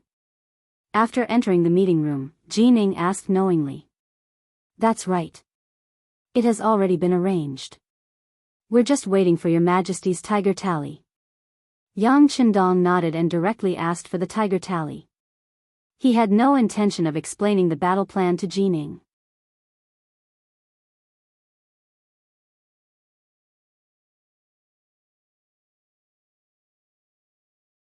Chapter 206. It was one thing for Yang Qindong to not have eunuchs as supervisors when he led troops into battle, but he couldn't even be bothered to explain the battle plan. This made Jin Ying's expression turn ugly. Duke of Loyalty, how are we going to deal with the Walla this time? Do you have a chance of winning? Jin Ying kept asking for the battle plan. Although it was no longer a secret, Jin Ying had the right to know. If he knew, it was the same as the emperor knowing. But Yang Qindong couldn't be bothered to waste words with him. He still remembered that before he returned, it was this man who had ordered the brocade guards to attack Yangjia village. Yang Qindong didn't settle the score with him because he cared about the big picture. But it didn't mean that he would still speak nicely with him. Thus, in front of Yang Guang, Sun Tong, and the others, he turned around and said, "This marquis has spoken for an entire night, and my mouth is already dry. If eunuch Jin wants to know the specific situation, you can ask someone else." Yang Guang, Sun Tong, and the others' expressions changed when they saw him reject Jining in front of everyone. This was the head eunuch of the ceremony directorate, the favorite of the emperor. Wasn't Yang Qindong afraid that Jining would hold a grudge against him and settle the score later? Tao Jin and the others couldn't help but lower their heads, indicating that they wanted to draw a clear line with Yang Qindong. Yang Guang stood unmoving. Sun Tong looked conflicted and hesitant. But in the end, he raised his head and looked at Jin Ying's deflated expression. Yang Qindong took in everyone's expressions out of the corner of his eye. Then, his gaze landed on Jin Ying. The corners of his mouth curled up slightly. His smile was playful. At this moment, Jin Ying was furious. Ever since Zhu Qiyu had come to power, no one had dared to speak to him like this. Even the current emperor would talk to him in a negotiating tone when he encountered something. However, Yang Qindong actually dared to openly oppose him.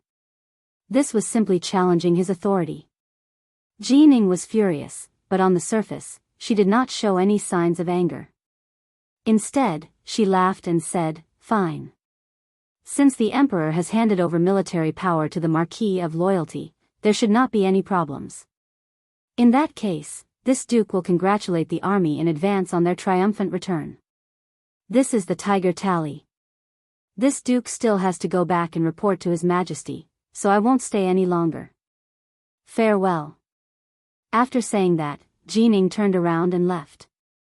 No matter how one looked at it, her footsteps were somewhat unsteady. It was clear that she was extremely angry. But at the same time, he still had a backup plan in his heart, which was that he did not know the details of the battle plan. If they lost the battle, it would have nothing to do with him.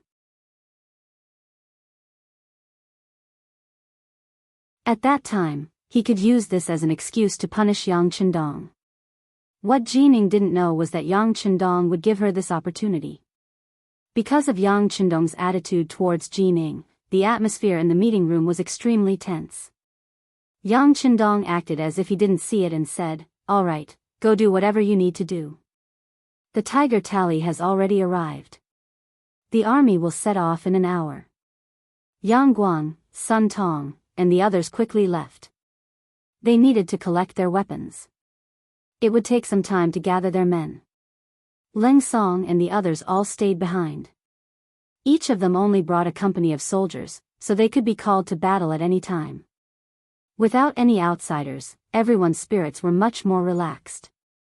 Leng Song also carefully came to Yang Chendong's side and said, "Young master, Jining is quite angry with you, but I don't know why she did this.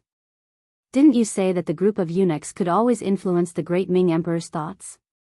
This was not only Leng Song's confusion, but also everyone's confusion. Even Tiger's mane, who had been by Yang Chendong's side all this time, had a puzzled expression. These days, the sixth young master had been polite to everyone. Why did he suddenly turn hostile tonight? Seeing everyone's confusion, Yang Chendong laughed loudly and said, "You don't have to worry about the young master's safety. With you all here, who would dare to touch this young master?" As for tonight's actions, they were originally intentional. I wanted to show my dislike for Jining and let the world know that this young master doesn't like the group of eunuchs. Why is that? Everyone asked again in confusion. The people's hearts. Yang Chendong pondered for a moment and didn't answer immediately. Instead, he paused for a moment before spitting out these two words. Ever since the defeat of the Tumu fortress, everyone knew that the eunuchs had ruined the great Ming dynasty's plans. They had caused so many soldiers to die tragically on the battlefield, and so many officials to die without even leaving behind their corpses. This caused the common people and some officials to hate the eunuchs to the bone. Yang Chendong didn't give Jining any face and did it in front of so many people. Presumably, it wouldn't be long before this matter spread out. Even if these people didn't say anything, they would use the security bureau to spread the news. In this way, everyone would know that the loyal Marquis wasn't afraid of the eunuchs. This was tantamount to giving everyone a glimmer of hope. Letting those people who hated the eunuchs to the bone find a leader would allow him to win the hearts of the army and the people in a very short period of time. These might not be of much use in the political struggles of the upper echelons. But once it was time to explode, it would definitely be a force that couldn't be underestimated.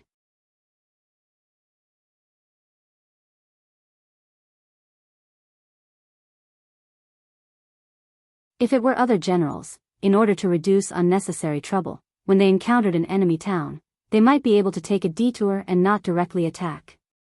But because of the Battle of Tumu Fortress, the Walla cavalry had long been arrogant. They didn't even put the elite army of the great Ming dynasty in their eyes, so how could they take the ordinary people of a town seriously? On the contrary, when they entered the town, they could burn, kill, and loot. How exciting and satisfying was that? However, when they really entered Willow Town, the situation was beyond their expectations. Although every house in the whole village was lit, they couldn't see a single person. When they broke in, they didn't find the existence of a living person, not even a chicken, duck, or goose. When the old man who received the report of the battle heard that this was an uninhabited town, he sneered and said, "I didn't expect the great Ming dynasty to play the scorched earth game with us. It's just that their calculations are wrong. We didn't consume too much on the way here. Even if we can't replenish for a while, it doesn't matter. Humph. It's just that this method is really annoying. Come, inform everyone to eat some dry food here. After half an hour, the army will set off." General Nai Gong didn't take the empty town in front of him seriously. This was a complete display of his arrogance. If it were any other general who was on guard, they would probably think carefully about why such a thing would happen. At least, they wouldn't rest so comfortably in this town. Of course, General Nai Gong was also a brave general who had led troops for many years. During the rest time, he didn't forget to send scouts to the front to inquire about information. But he didn't know that the scouts he sent out were destined to not return. They had completed their mission of going to the underworld to inquire about information. Nai Gong's army stopped in Willow Town and didn't leave. This gave Xiao Feng, Yang Jia, and Mao Fusho enough time to prepare. Seeing that the enemy had entered the encirclement, the the 2,100 people quickly set up a defensive line on the west side of Willow Town. Each of them drew their bows and prepared to block the enemy's retreat. While Xiao Feng and the others were still preparing, at the east exit of Willow Town, Ting Shan had already begun his journey to harvest lives.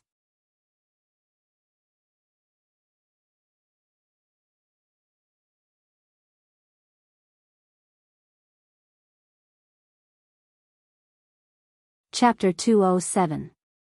Xiao Feng, Tao Jin, Gao Li, and the other 2,100 soldiers were the first to enter the battlefield. With sufficient time, they even dug a simple trench for the soldiers to hide in. Just as they finished everything, the sky began to darken. Not long after, the sounds of people chattering could be heard in the distance. This was the sound of Walla's vanguard troops entering Willow Town. The enemy was right in front of them.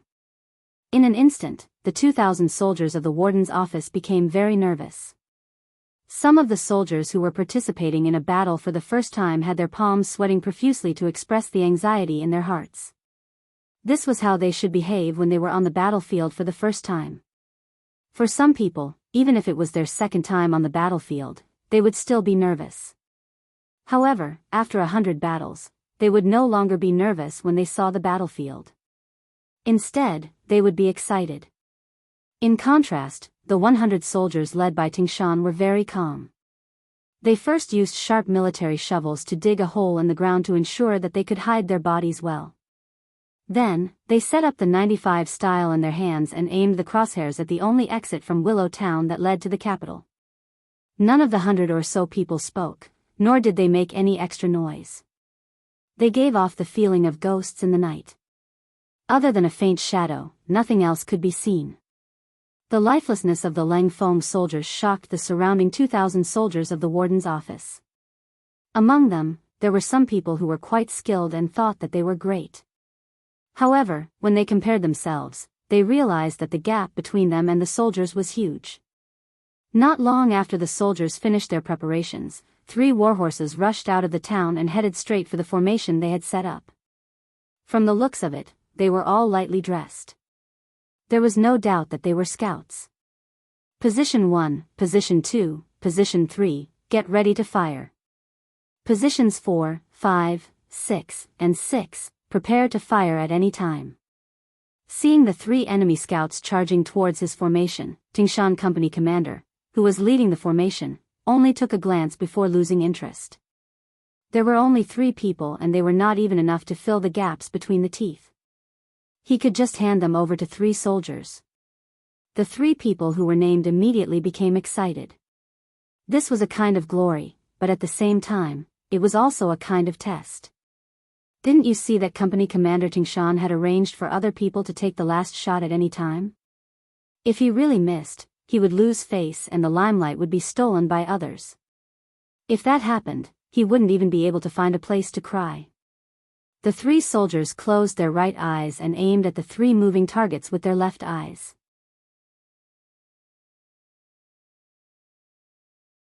Their breathing gradually stabilized, and their right index fingers gently placed on the trigger, preparing for shooting. Fight! When he estimated that the 3 enemy scouts were only 150 steps away from him, Ting Shan softly spat out a word. Then, 3 gunshots were heard. Bang! Bang! Bang! On the opposite side, 3 Walla scouts fell off their horses at the same time. F***CK.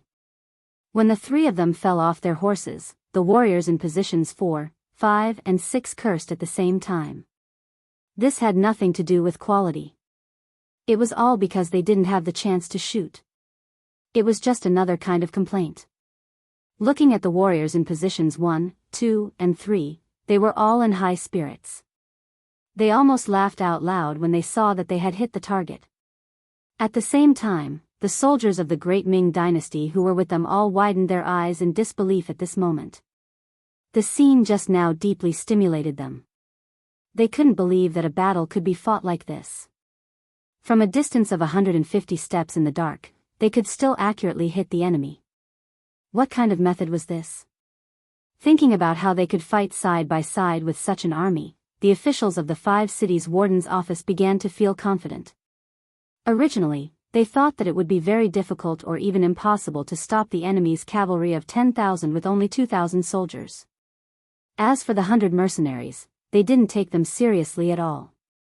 What could such a small number of people do? However, when the truth was in front of them, they knew that they were wrong, very wrong. They were afraid that the combat power of these 100 mercenaries would not be much worse than the 2,000 of them. The 3 gunshots sounded so ear-piercing in the quiet night. Walla's army in Willow Town quickly moved. The general in charge of the town immediately shouted to his trusted aide, "It seems to be the sound of firearms. Go and see what happened." Although he suspected that it was the sound of firearms, the arrogant general still didn't think that the great Ming army would have the courage to come out of the city and fight with him. They had received intelligence that although many of the nearby Great Ming Dynasty guards were sending reinforcements to the capital, distant water couldn't quench the immediate thirst. There were only 10,000 soldiers in the capital, and most of them were second-rate soldiers. They were very easy to deal with. Such an army wouldn't have the courage to come out of the city and provoke him. However, thinking was one thing, and reality was another. Not long after the general sent people to patrol the situation, another round of gunshots sounded. Then, in the small courtyard where he was resting, a trusted aide ran over with a nervous expression. "General, we found a large number of Great Ming army outside the town. They used firearms and strong bows to kill dozens of our warriors." The trusted aide fell in front of the general and said in a panic, "What? Great Ming army?" When he heard that there were Great Ming army here, Walla was stunned for a moment. Then, he laughed heartily, "Very good, very good." This general thought that he would only start a massacre when he entered the capital. "I didn't expect that he would deliver himself to my doorstep so quickly." "Very good, pass down the order. Warriors, get on your horses and charge with this general." It was just firearms and strong bows. The general really didn't put them in his eyes. Not to mention that accuracy was not good in the dark of the night. Even if it was daytime, he had 10,000 cavalry. Why would he fear the Great Ming army? Whether it was firearms or strong bows, there was a limit to how far they could shoot. There was also a time difference when controlling them. With this, the Walla cavalry could charge forward. As long as they charged into the enemy's camp, it would be time for them to start a massacre and rampage on the battlefield. The general was very confident.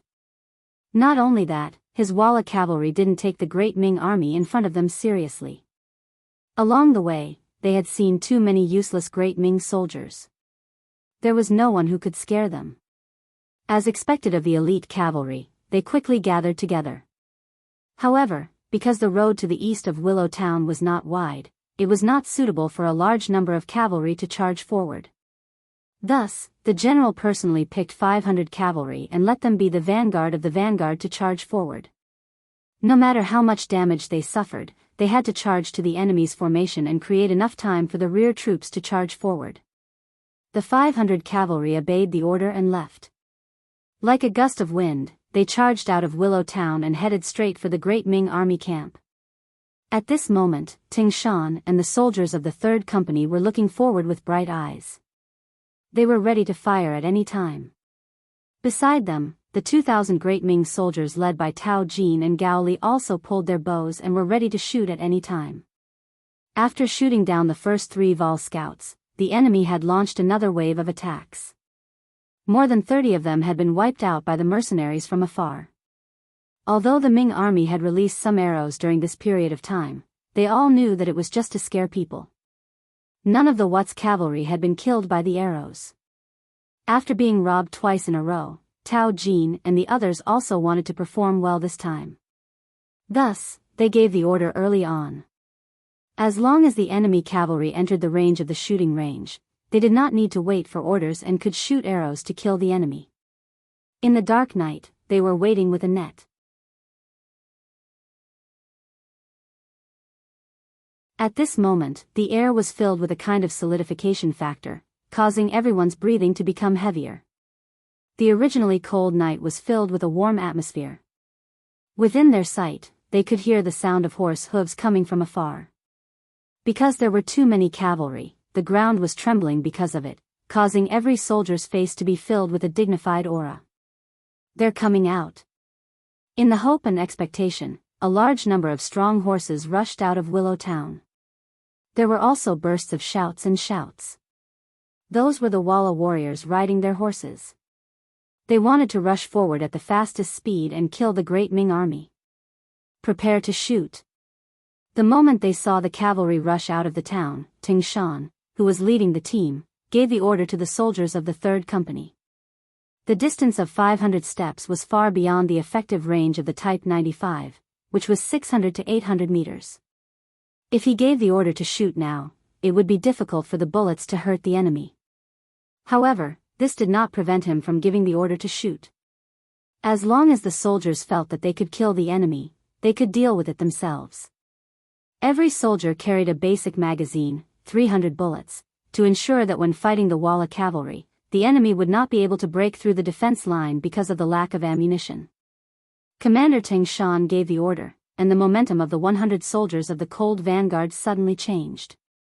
A powerful murderous aura spread out from their bodies. In the end, it formed a substantial cold air, causing the great Ming soldiers who were closer to them to feel a burst of coldness. Ao, yo, ho. The Walla cavalry made a charging sound that belonged to their race. Under the command of their masters, the strong horses quickly closed the distance between the two sides. 350 steps. 300 steps. 250 steps. They had already reached the effective range of the Type 95, but the soldiers of the 3rd Company did not shoot. It was obvious that their usual training was effective. Due to the lack of raw materials such as copper and iron in the arsenal of Crimson City, when the instructor taught the cold vanguard soldiers, the most common sentence was to save ammunition and try to shoot every bullet into the enemy's chest instead of shooting randomly. You're tuning in to the Biyao's Wuxia Chronicles YouTube channel. Don't forget to subscribe and join us on this journey to catch the most captivating stories.